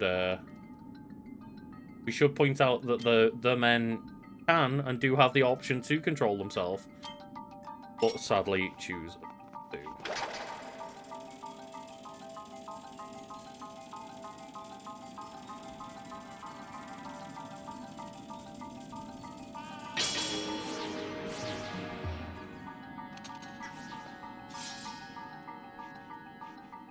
Yeah, so now we can get up this way.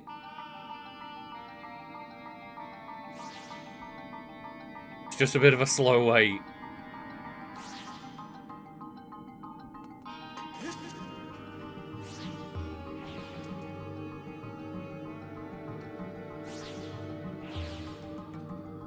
Yep, definitely just awful people. I was like, yeah, maybe we should allow it. Like, we'll work on a strike system of like maybe it's 3 strikes you're out, but depending on the severity of the situation, a situation could be worth multiple strikes. Oh, fuck you.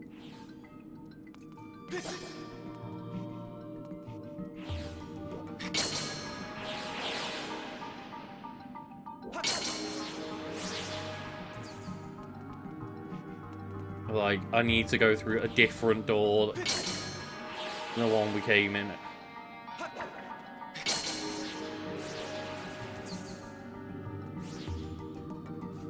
Like, back to just the slow-mo walk.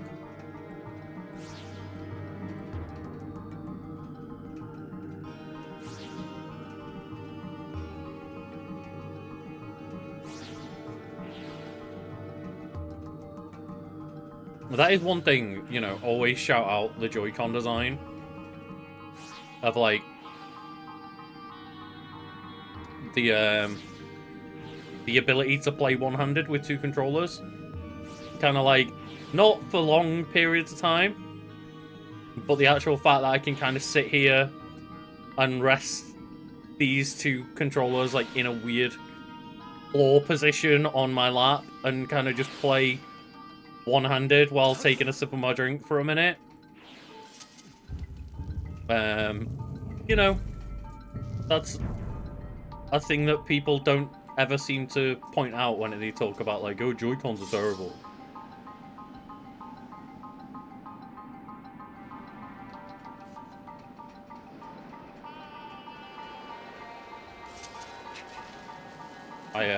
I mean, to be fair, I didn't think there was, like, meaning behind it other than just, like, it's a triathlon is very grueling. Oh, okay, yeah, I didn't think about the swimming part of a triathlon. I was thinking about, like, the running part. That makes more sense.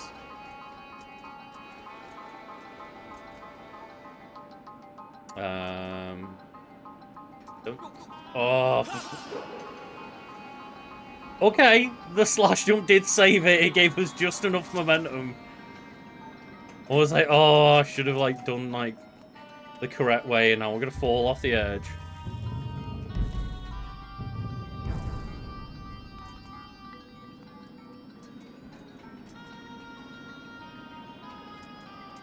And then there's a... Doesn't really affect us. But, you know, not an animal, but, you know, part of nature. Of just, like, the cordyceps, of course. Like, those weird, like, mushrooms that The Last of Us enemies are based on, of, like, they just exist to burrow into your brain and get you to rise to the highest place you can find, so that then they can just, you know, like, explode and kill you and burst out more spores to kill more ants. Like, that one is just absolutely terrifying. And then there's lots of things that, like, just fuck up other things for the sake of being able to breed and exist. It's like there's plenty of, like, parasites and stuff like that are just super fucking nasty to hear about. Like, it's always like the insect world. Like, watching documentaries about weird parasite insects and stuff, of like, oh yeah, this one, like, burrows into the like, pregnant wasp and eats the larva from the inside out and then kills the mother. And it, like, you know, I'm not actually referencing a real thing there, but I probably am.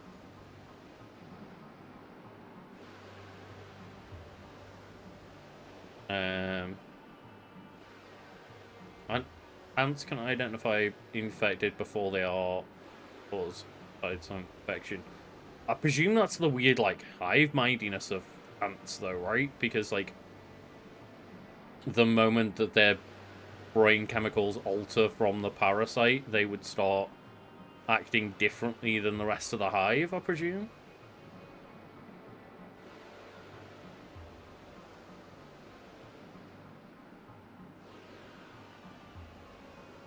Oh, I mean, like, animals murder all the time, though. Like, think about how many, like, different pack animals and shit will, like, kill each other to breed and to have the right to rule and shit like that. Like, it's... We are the most fucked up animals, by far. But, like, we're not the only animals that murder.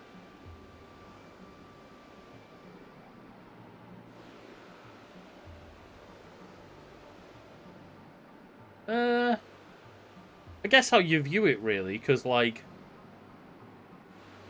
I would say there's definitely an element of malice involved with, like, killing another being in your genus to just, like, be able to mate with a female. Like, when two males get into, like, a fight over a female and one murders the other for the chance to have sex with them, I'd say that's pretty malicious.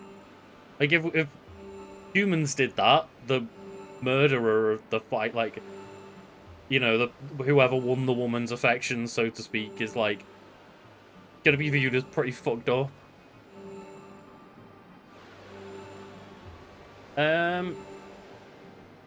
Yeah, I don't know about that part. I don't know if, like, there are...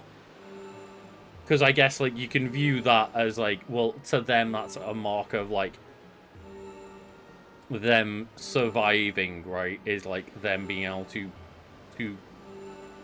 keep the species going, whether that's, like, a conscious or subconscious thought, is, like, murder for food and murder for sex is all part of, like, the cycle of life kind of thing. But yeah, I don't know if there's, like, animals out there that do just kill for the sake of it. I don't know. It's like the you know, a whole, like, oh, well, humans are pretty much the only thing that breed for fun, like, have sex for fun. But, like, dolphins do it. Dolphins are just all up in that jazz.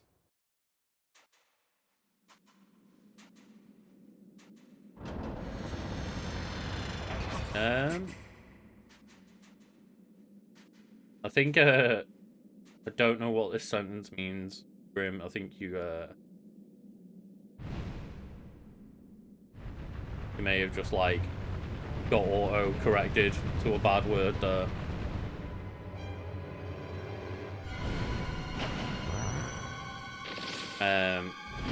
Dolphins are arseholes, but dolphins are, like, adorable enough to get away with being arseholes.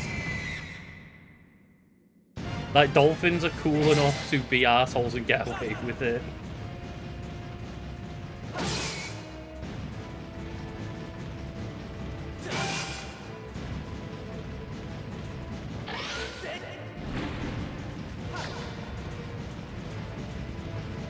It's one of those weird things of, like, everyone, you know, when they're younger, they see, like, videos of dolphins being cool and doing tricks and stuff, and then you learn, like, oh, no, they're terrifying and they will, like, you know, they sexually assault one another and are terrifying to sharks. Like, they'll murder sharks and shit, like, and then you still go, yeah, but they do cool tricks.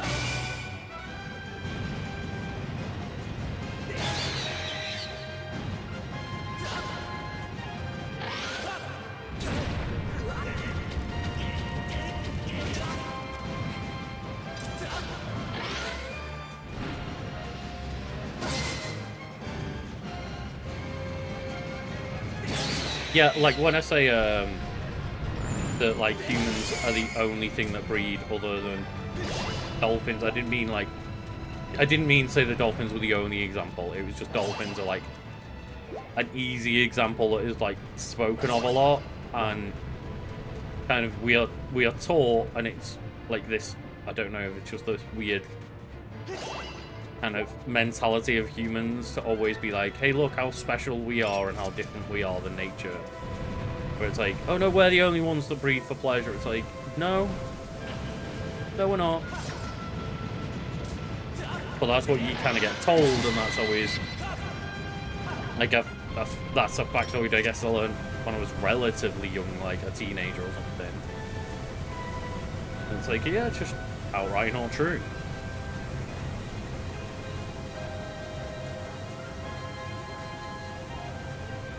Ones that try to mate with humans are drowned.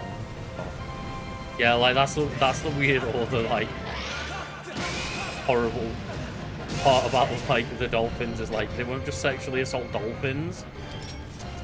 They'll basically just be like, yeah, I'm taking whatever I want. Which is a very weird conversation to be having while I'm in the middle of having the Zelda boss fight. It's a place I didn't think chat was going.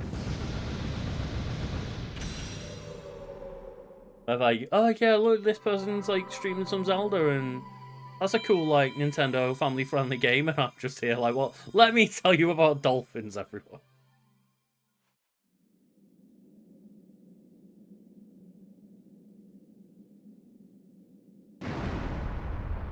I'd like, yeah, you are the concept of sexuality.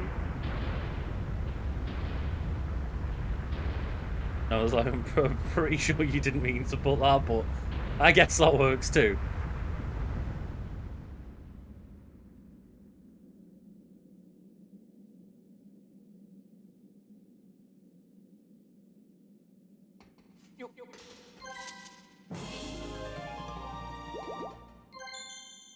Dana, get it going.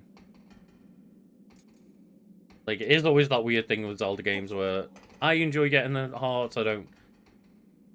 I've done 3 heart challenge runs before in Zelda. I don't particularly think, like, that they're good because it's not necessarily the boss fights that are difficult in Zelda games. It just makes general, like, accidental parts of the game really annoying, where, like, you might accidentally just, you know, fall off the stage too many times, and then all of a sudden, before you know it, like, you've got no health left. And I didn't find it really added to the few games that I did do 3 heart challenges for, but it does mean that just, yeah, the Zelda games have a weird difficulty curve of, like, getting so much easier as you go along. Generally speaking, because if you get all the hearts and you have a few extra hearts from, like, heart pieces and stuff, by the time you reach the end of the game, if you've got a lot of the extra, like, side upgrades and stuff like that, then you're like, well, none of this poses any real threat to me because I've got 4 bottles full of fairies or potions, I've got a defense upgrade or 2, I've got loads of hearts, and yeah. Do like this. This is just a really fucking cool room. Like, these little robots, they're all just, I hope they're doing alright. I hope they're just saluting.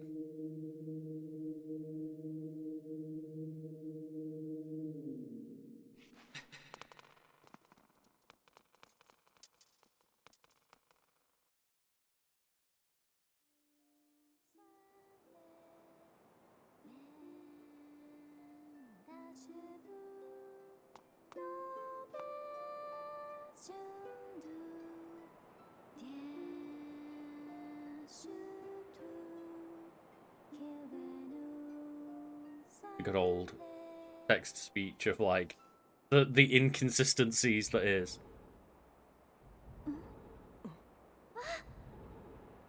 It's like, damn. Zelda just looks cool in this game.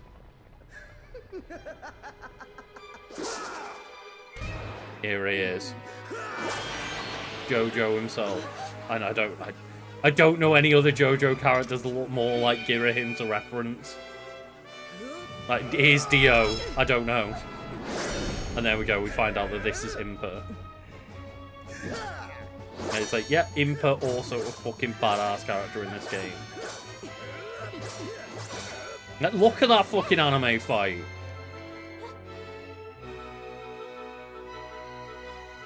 But this is just an anime right now.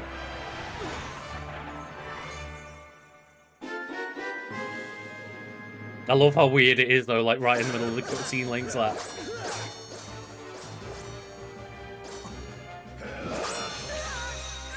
Oh no, how will this ankle-high barrier stop me? How could I ever get past?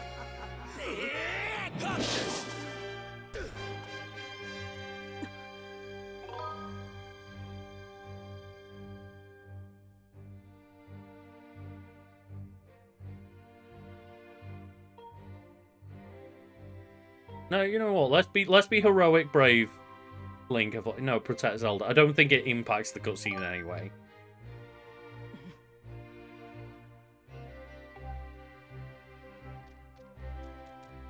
Although the one thing with this Impa design is that it's meant to be like the Sheikah tier, but it kind of has weird context because obviously like the tier underneath the eye tattoo is like a gang or a prison thing or something where it's like to signify that you've killed someone. So it just means Impa's a murderer, like.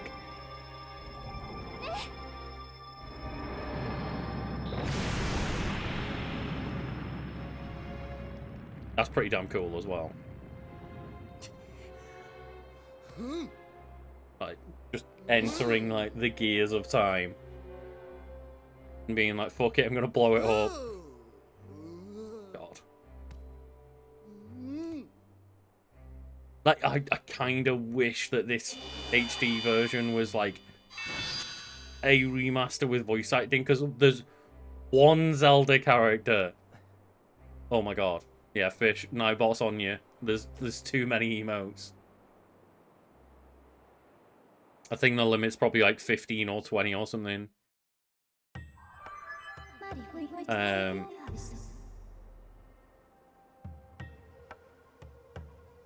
Like Nightbot getting that one in. I can't even remember what the binary stood for anymore. They did like...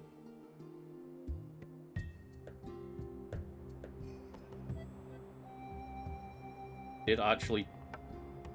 It's, you know,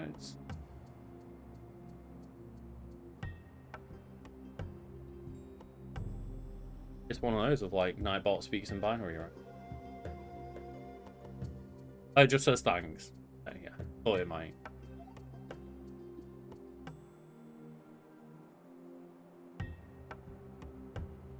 Just like, please don't spam emotes. Thanks.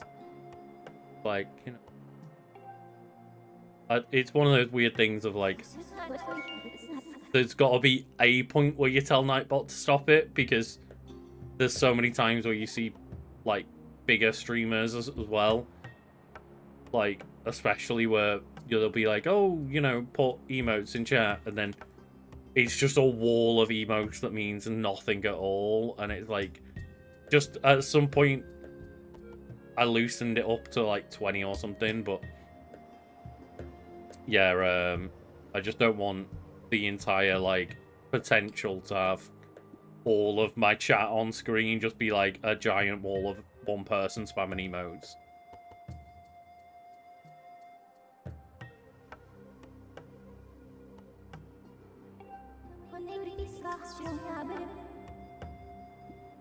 But yeah, as I was saying, I do think like it would be great of all games to get like voice acting for Zelda is just Skyward Sword, because I want to see Girahim voice acted. Like he's got such good like expressive animations in this game, but then it's just a wall of text that you've got to read, and it's like,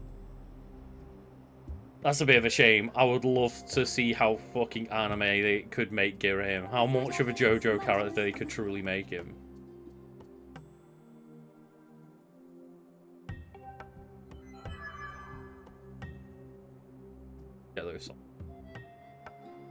Yeah, there's just like one GIF with the sneaky Shiba.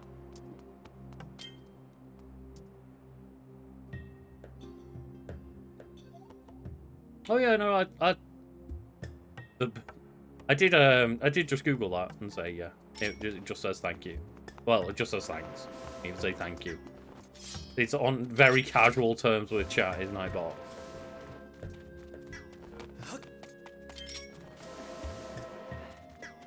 I didn't realise that's what you meant.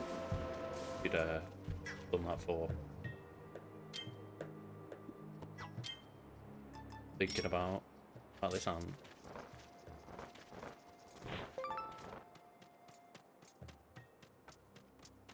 No?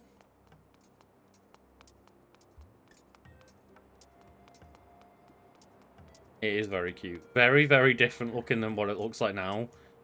Because that was when the Shiba was in, like, just, like, really quite puppy age. And now it's, like, twice the size.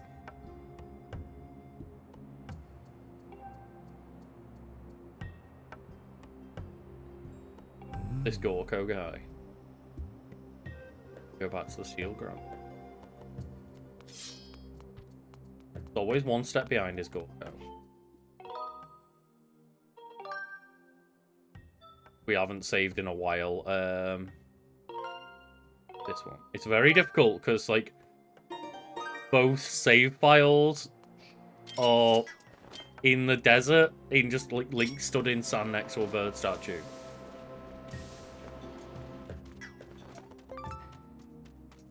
I mean, you say that, you know, all puppies don't stay puppy size, but as much as Cade and Oryx, like, are bigger than they would have been when they were puppies, they're still, like, the size of what a lot of puppies are.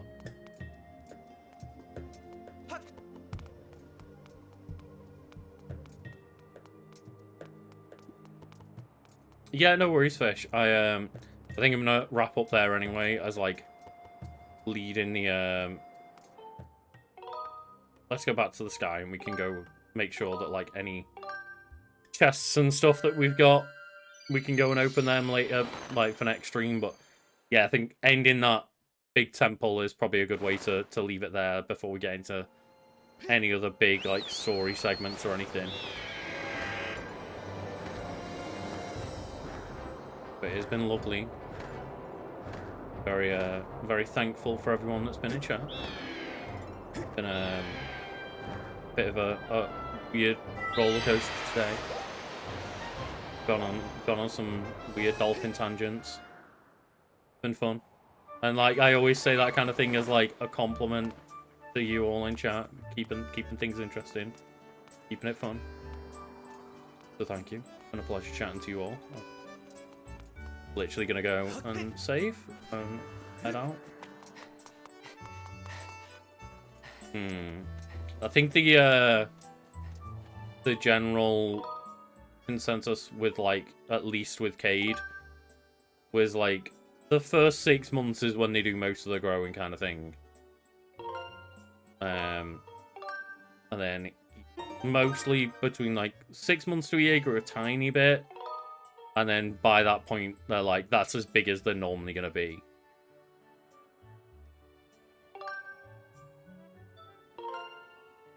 Save and quit.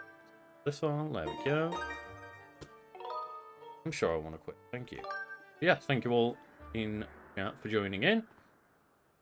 Hope everyone a lovely day, evening, or night, wherever you are. Thank you, everyone.